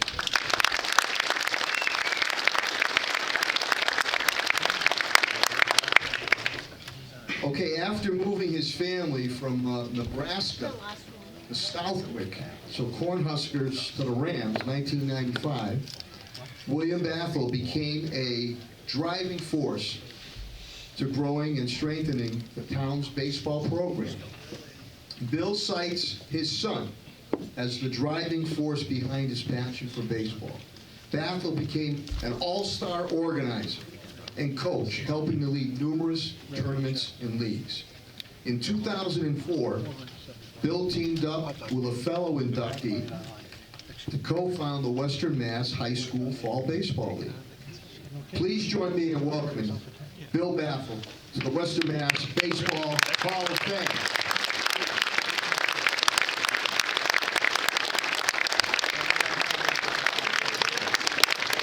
The Gold Dust Twins, there they are.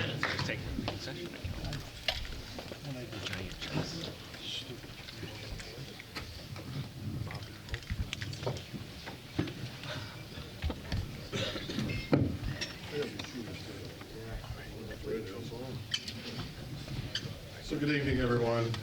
You know, I sit back there and I listen to all these stories about this little white ball with red string. And Pat, Trump, I got no stats. I got nothing. Okay? You know, I tried to play baseball in high school, and well, let's just leave it at that, okay? And then we got a comedian that gets up with Charlie, you know? And I'm sitting there going, and I got to follow all of this, you know? But I can't tell you how honored and humbled I am to be up here. And Trump says he's going to choke it down a little bit. Yeah, I'm just hoping to get through this too, because this is a tremendous honor to me. Because I didn't hit 12,000 home runs. I didn't have an ERA of 0.00. I got up here because of others. And I got up here because of what this little white ball with red strings did for me with others. And I can't wait to tell you the story of those others, because that's what's in my heart. And I hope that, even though it's been a long night, okay, that you can sit back, relax, enjoy the story with me about some people that are really instrumental into our communities and instrumental into our lives, and mine in particular. So over the years, this ball, okay, has given me the privilege to work side by side with what I view as community heroes that built the foundation of youth baseball programs in the town that they live. These heroes took pride in the town name across the jerseys, and they installed that pride into the T-ballers, to the little leaguers, to the high school players that wore that town name just as they did. They congregated on what all of them have as their crown jewel, a diamond. That's where they brought the community together, because that community all wore that same name across that jersey, and they had pride in that community because of that. So what they did expanded what they believe, what I believe, is community.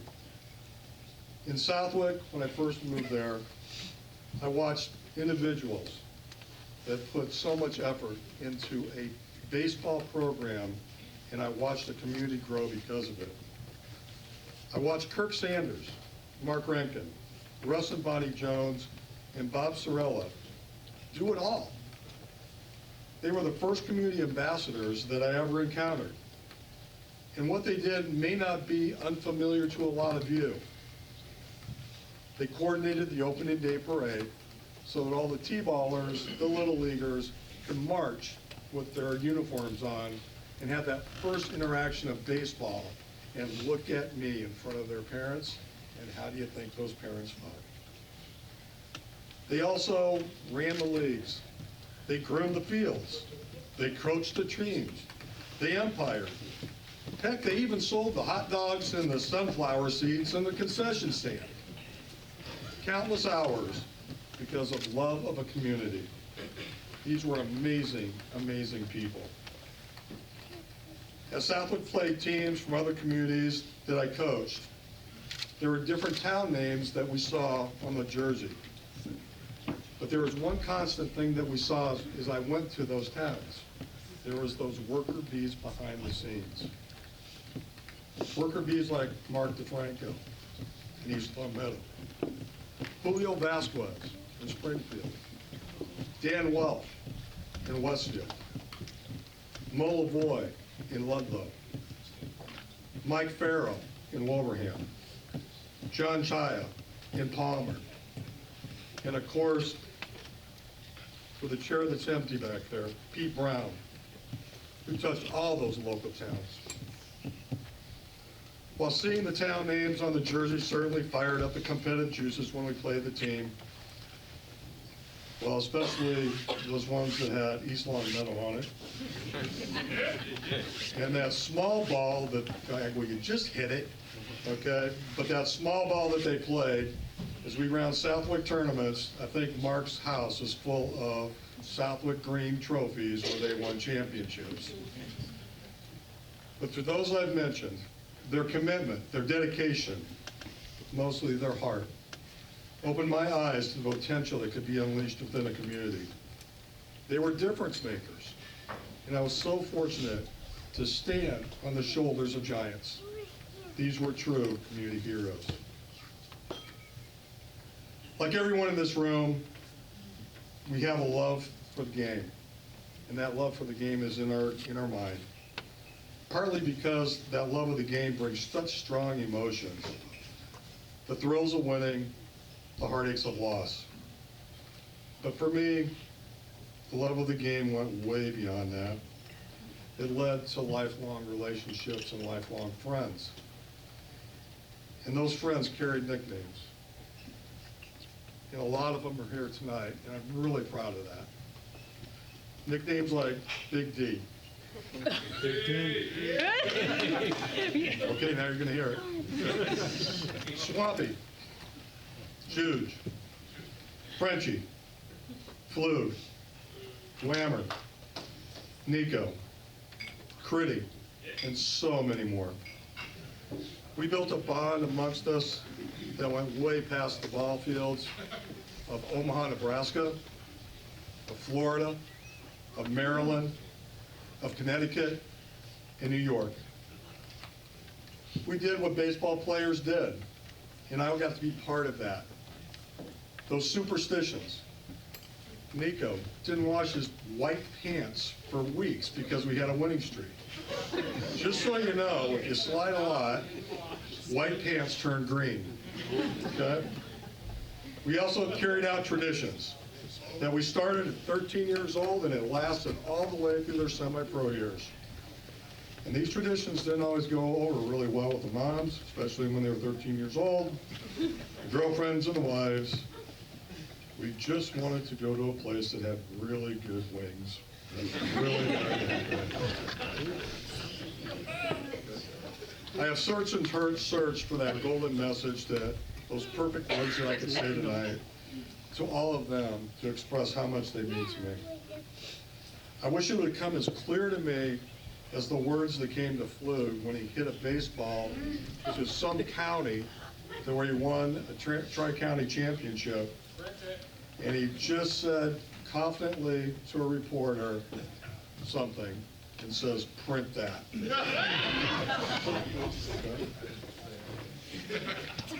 Right down the deck. Thanks. All of you have represented the best of the best on and off the field. So here's my message. This little white ball with you, with all of you, has surrounded me with excellence. And that excellence wore baseball jerseys. Pat wasn't a Mets jersey. Trom, it wasn't a Twins jersey. It was a jersey that branded a name, Wolverines, DiFranco Realty.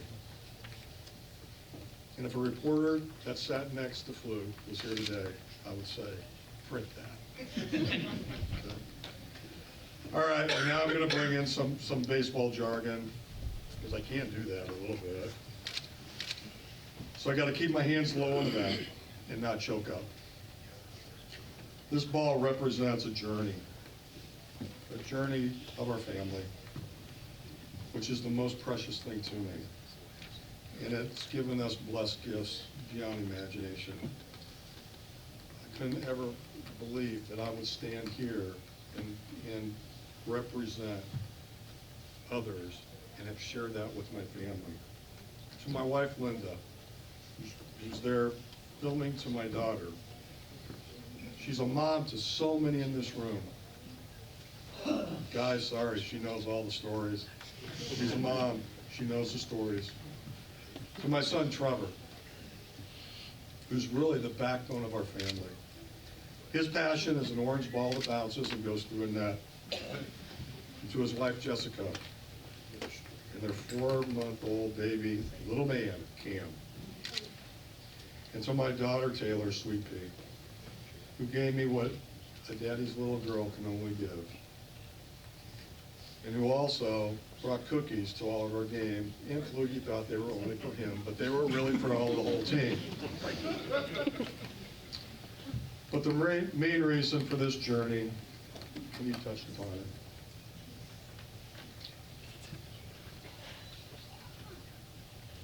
is my son. Tan-Man. Tanner.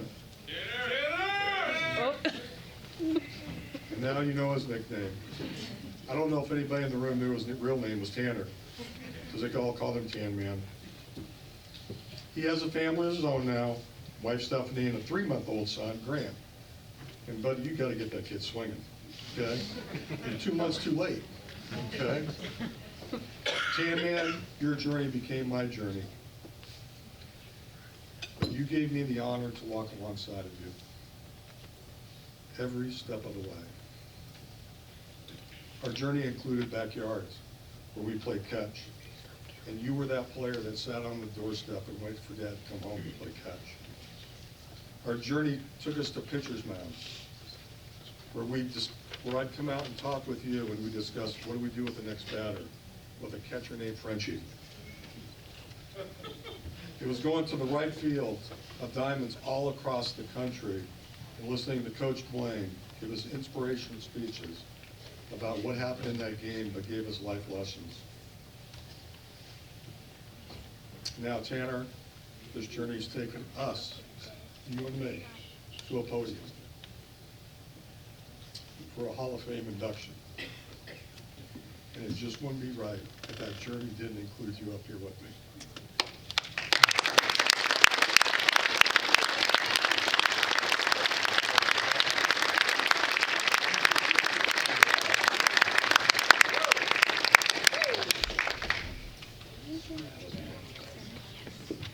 Before closing, I have an ask of all of you. You see this baseball. prom, Pat, for us non-Major League Baseball players, we would take these balls and we'd ask those that we admire to sign them. And we'd hold them like a treasure because they represented something really special to us, okay? And we remember that moment when it was signed. It was that important to us. So I hope all of you, I have baseballs sitting at our table, can sign baseballs for me tonight, because I want to remember this night for as long as I live. And encase that ball and remember everything.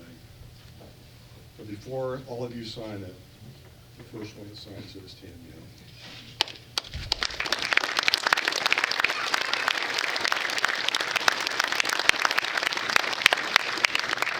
Thank you to the Hall of Fame. This is a humbling honor. Thank you for all listening to my story. A story about a little white ball with red strings. And what a little white ball with red strings can do beyond home runs, beyond pitching, beyond fielding, beyond wins and losses. It's built a community. It's built friendships. It's built a family. Have a good night.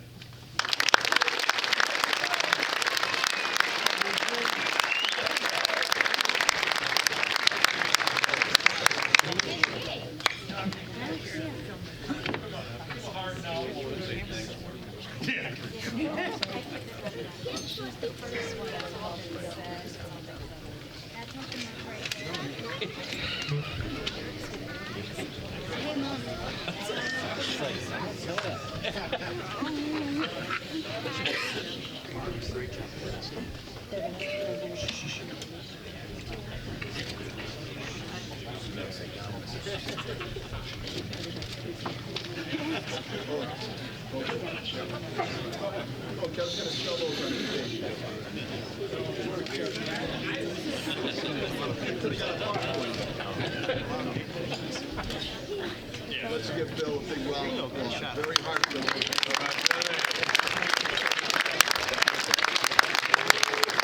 Baseball's all about.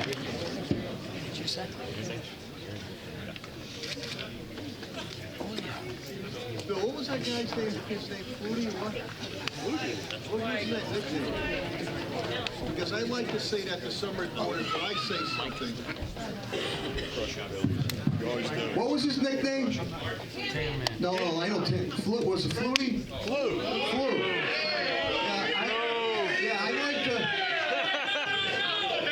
I like to use that with some reporters I have to deal with when I say, just print it the way I say it.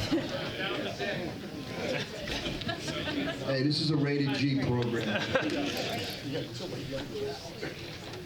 Our last inductee, again, is a dear friend, and he's here with his lovely wife, Lisa, and sons, Craig and Kyle.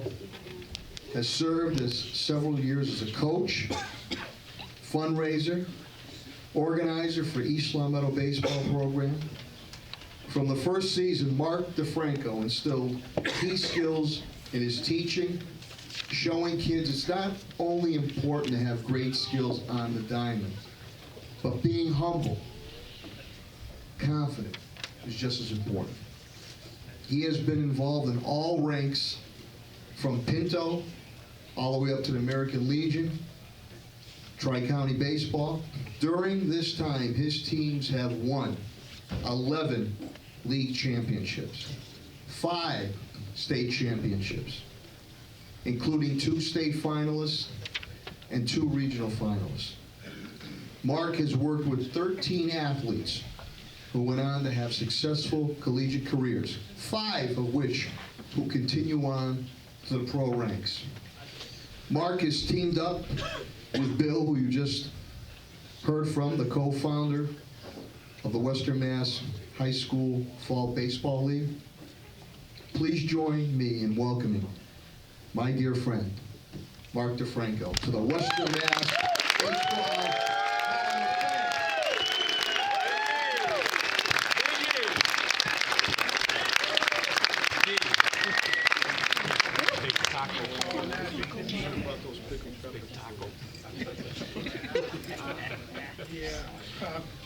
You know, and a comedians, the worst guy's supposed to go first, right? When I'm doing editing this thing up, it's crazy because I shouldn't even be here right now. My wife just said 3 minutes out. And I got a lot more than 3 minutes, so I'm going to kind of play it by ear. Play it by ear. Well, the first thing I want to say is this guy right here, he's the best mayor in America. He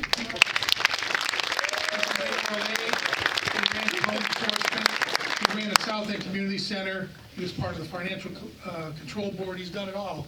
And he's done a phenomenal job for our city. And I've been there for a long time. It's never been as good as it is right now, John, and thank you.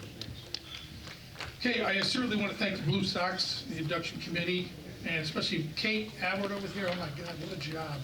What a job you did. This is phenomenal. I'm kind of a pain in the, I know, but I appreciate it, but we're all seated, I'm happy. So we want to move along. First of all, I'm a long-winded typically, and as you go too long, and I've got hecklers here. So I'm going to, there's a lot of baseball royalty here, and I wanted to talk about each guy, but I don't think I can do that tonight. So I'm going to try and make this a little bit shorter than I originally have it. But the one thing I do want to talk about, it's heartbreaking how the Hall of Fame members have passed this year. And, Carl Oliveira, the Tri-County savior. We miss him a lot. I became a member of the board, and we put a Tri-County team in there 14 years ago. And I saw Carl work his magic. He's just an incredible guy. People know him, but you can't describe the kind of person he is. Pete Brown, all I can say is true giver. Pete's a great guy. He used to let us East Long Meadow kids sneak on the Pignelli field and put the lights on so we could play out in the lights. And he's just a really good guy. And I wanted to get Tri-Town. I put Joe Lavoie at Tri-Town, who was supposed to be here tonight, but I think he got COVID. We wanted to get into state play. We wanted to get into AABC. Pete Brown did that. He got us in there. He got Tri-Town into playing into AABC, and we were lucky enough to win a state championship that year. And he says, well, you got to be in Silver Spring, Maryland in 2 days. And I'm like, what? Pete took care of everything, paperwork, he counseled with me. Just a wonderful man, and everybody out here knows that. He's just a great guy. And of course, his gang's back there. Glad to see you here, the JLS guys. And then Gary Brown, what can I say about Gary? Everybody has their thing. What I do, I'm very thankful for is that my friend Chris Lynch over here conspired with Gary because my friend Chris wanted to see me in this spot right here. And Chris went over there, and he knows a lot of people. He called Dominic Sarno over here, who I hear wrote a nice letter. He called Nick Ahmed, who's a baseball player that I've had since he's been a little kid. He called Brian Griffin. He says, let's write some letters and let's get them in. And Gary Brown conspired with Chris, and I'm here tonight. So thank you very much, and thank you, Gary. I'd like to congratulate all the other inductees, too. Mark Wohlers, my understanding is his real estate career is just as great as his baseball career, so he's doing pretty well. Pat Strange, we were lucky enough to face Pat a few years back, our Tri-County team, and so my kids are real excited now. They're all talking about, hey, I got struck out by Pat Strange, a major leaguer. When I even struck out by Pat Strange, a major leaguer and a Hall of Famer. And I seen his son pitch. Is that the one over there, the high schooler? No. Oh man, that kid is good. He's gonna be better than you. He's a chip off the old block. Charlie Royce, great. Oh my God, what an entertaining evening. That's why I wish I wasn't here. But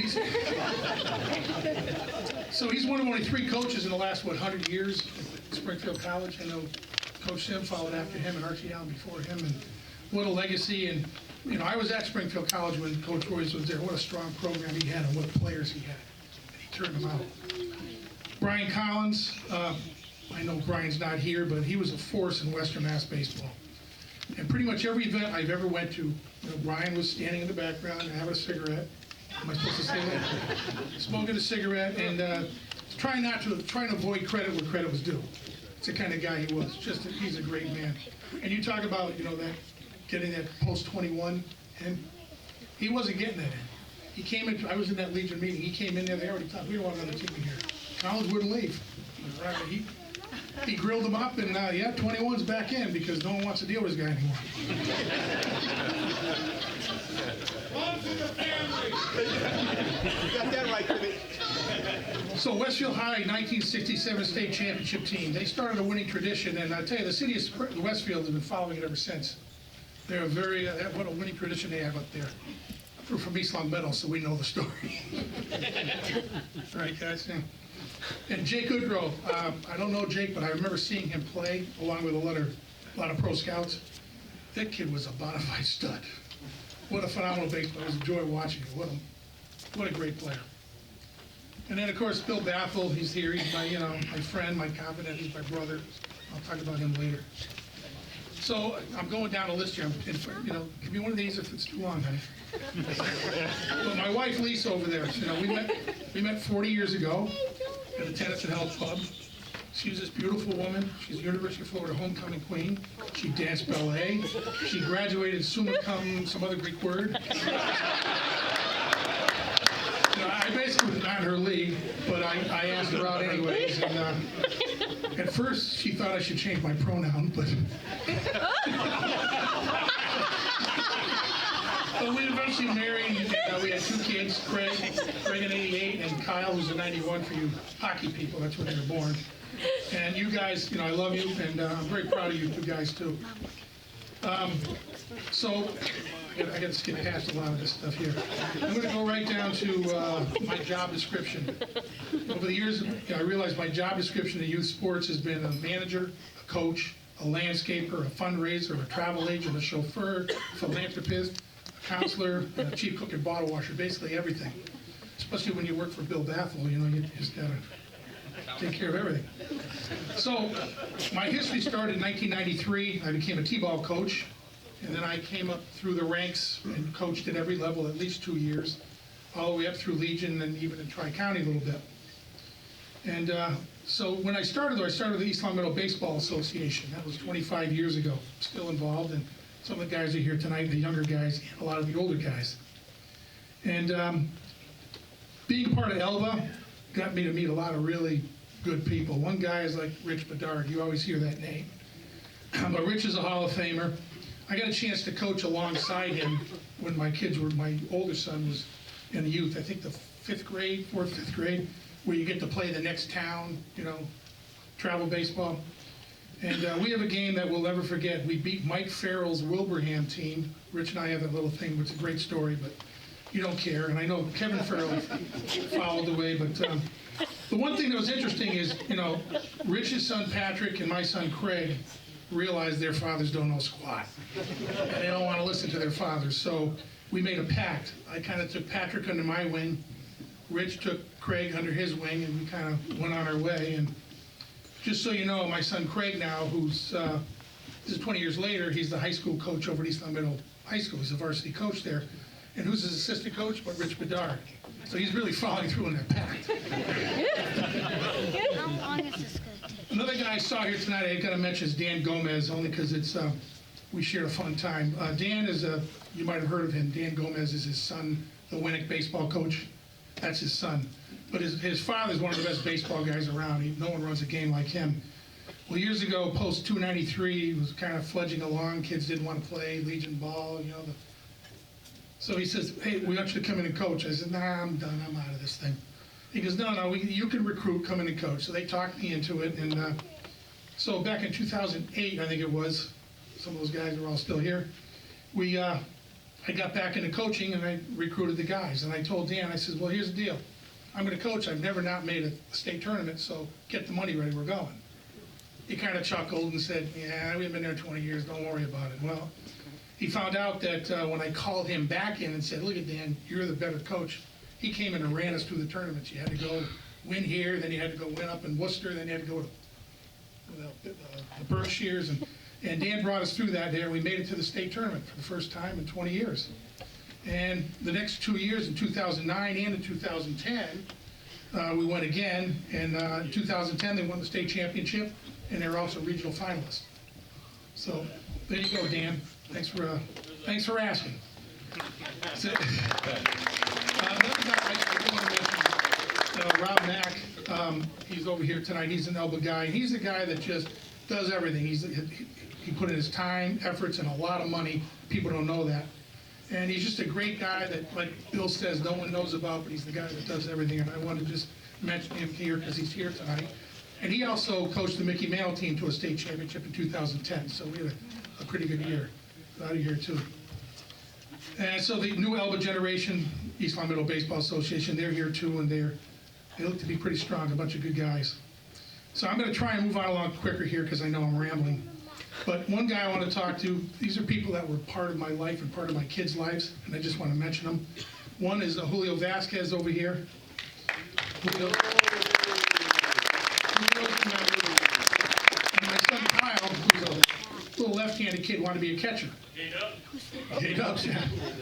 So Julio gave the inspiration and the opportunity to be a left-handed catcher, and he told him, don't listen to your dad or anybody else. If you're the best, you'll be able to play as a catcher. So mostly everyone knows Kyle's story, and thank you, Julio, for letting him live his dream, because his dad wouldn't let him do it. There's one other guy I noticed here is Gerald Boo Smith came up here, and his son, they came tonight, and Boo is the son of Agawam Icon coach Jerry Smith. Boo's still a coach too, but years ago we had a bunch of kids who wanted to play Sandy Koufax baseball. They went to a tryout. There were more players than there were coaches, so there were a bunch of kids hanging around. A lot of them from East Long Meadow, a bunch from Long Meadow. So we said, let's put a team together. Let's let these kids go out and play. And we had about 17 of them. So it was that, and plus Gibby. Is Gibby here? He was on that team too. So we put this team together. Didn't know if I had much. We didn't really know what we had. But we played in our first tournament, and we played in the Albert Papa Tranghese tournament. Right? Dave and Albert are here. And we won it. And Baba came up to me and goes, DiFranco, you can't win with these guys. You ain't nothing. Okay, now the pressure's on, but Boo and I had a great time. We learned a lot from these teams. We went 49-3-1. We played in 2 leagues. We won the states, and we were 3 outs away from going to Puerto Rico in the World Series when a kid got hit by a pitch, and we didn't have a sub. So no one ever beat that team except the coach. We beat him. But that was a lot of fun, right, Boo? So, and then another guy I got to mention is Dan Delchinos. I saw a coach around here somewhere. And, I'm still learning from you, Coach, but now it's life lessons. And I love it, and I appreciate our time together, so it's great to see you again tonight. The best coach I've ever been around is Jimmy Blaine. He's around here somewhere, right? Started the Wolverines, which the majority of these gentlemen here played for. Jimmy was a phenomenal coach. I learned a lot about baseball. I learned that you can hold a practice in the janitor's storage room because he's done it. And on that team, Bill Bathel, Dave Blaze, and Tom Leclerc were coaches too. So these guys had a lot of really good people around them. I was more of a manager type.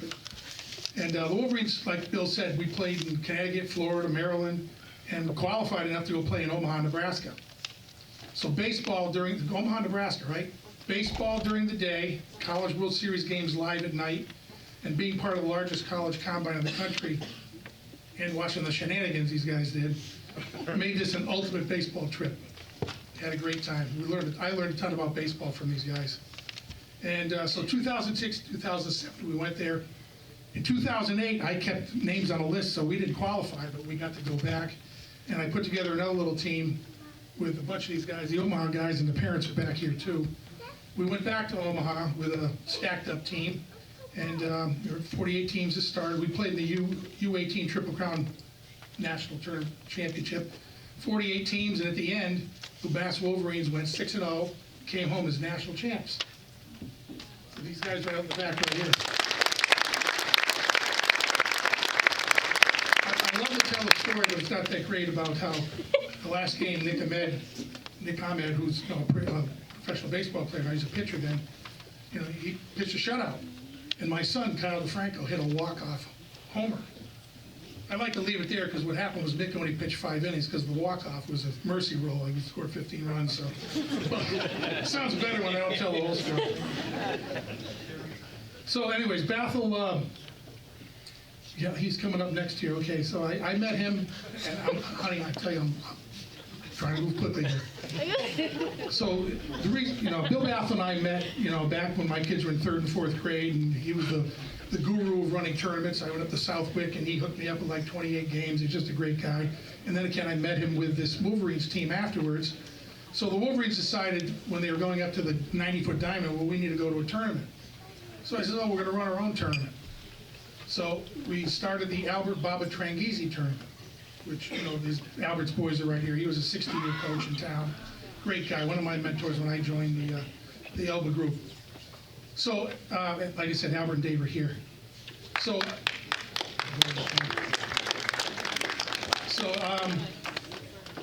I lost my train of thought. Okay, so Bill, anyway, here's the deal. I suck at this. I told you I don't want to be here.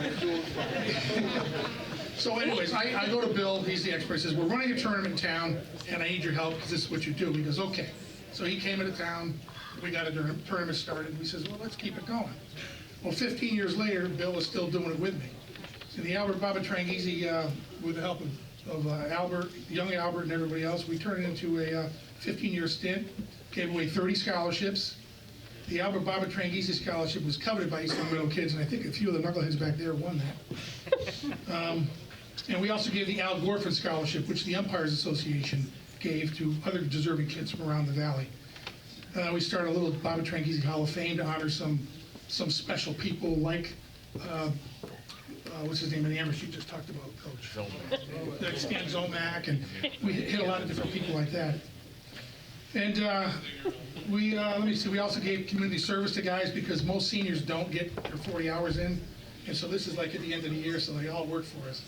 So we had a lot of kids helping out and a lot of fundraising going on. Anyway, so that got, since he helped me out, he wanted to do this fall baseball thing. And so since I had to reciprocate, since I made him do BABA, he made me come in and do this high school fall baseball league, which has done really good. It's in its 20th year. I'm almost done. Okay. So, you know, the good news is Dan Welch, who's over here, he's a member of the Hall of Fame and just a great Westfield guy. A lot of Westfield guys. Yeah, he's a great baseball guy. He stepped up a few years back as our umpire-in-chief, and he runs many of the day-to-day operations and does all the work for the Class 2. So Dan's the guy that's really running the show now, but we appreciate all that you do. The last thing I'm going to do is talk about another guy that's helped us tremendously, and it's another person, his name's Mark Simeone. He's a coach over at Springfield College.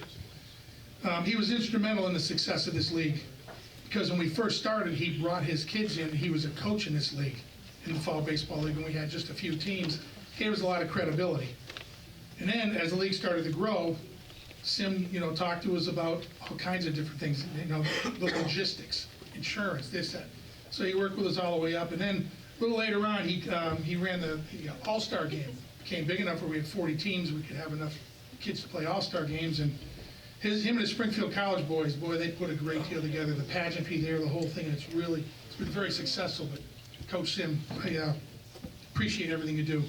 And the last thing I'm going to say is there's two other guys that I want to mention that aren't here. Pete Fatsey, he's now the Red Sox hitting coach, and Chris Corkum from Corkum Baseball, I thought would be here. Those two guys ran how to succeed at the next level at all our events, you know, at Springfield College, and I just wanted to bring them out. Great guys. I thought they might have been here. Anyways, that's it. I skipped over a question, believe it or not. But thank you very much, and I'm honored to be here.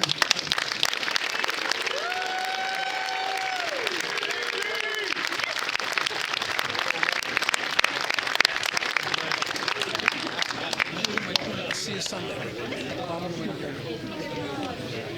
Fred, you going to say anything, or do you want me to bring up Coach Royce again to tell a few jokes? Bring up Coach Roy. Yeah, okay.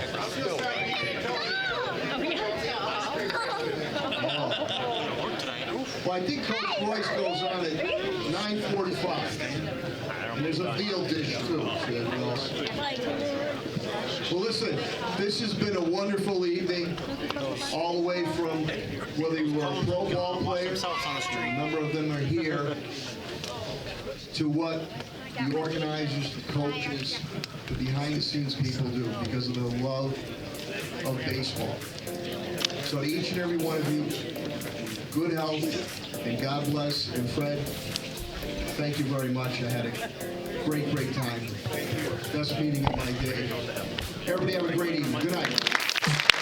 alive, let's hit the dance floor. Don't work too hard, might break a backbone. Return of the Mac, the king is back though. Corvette and cash, I never lack those. She saw the stone, you know how that go. Fatality, my diamonds that cold. Versace trunks, I hit my backstroke. Knock on the door, she at the back, bro.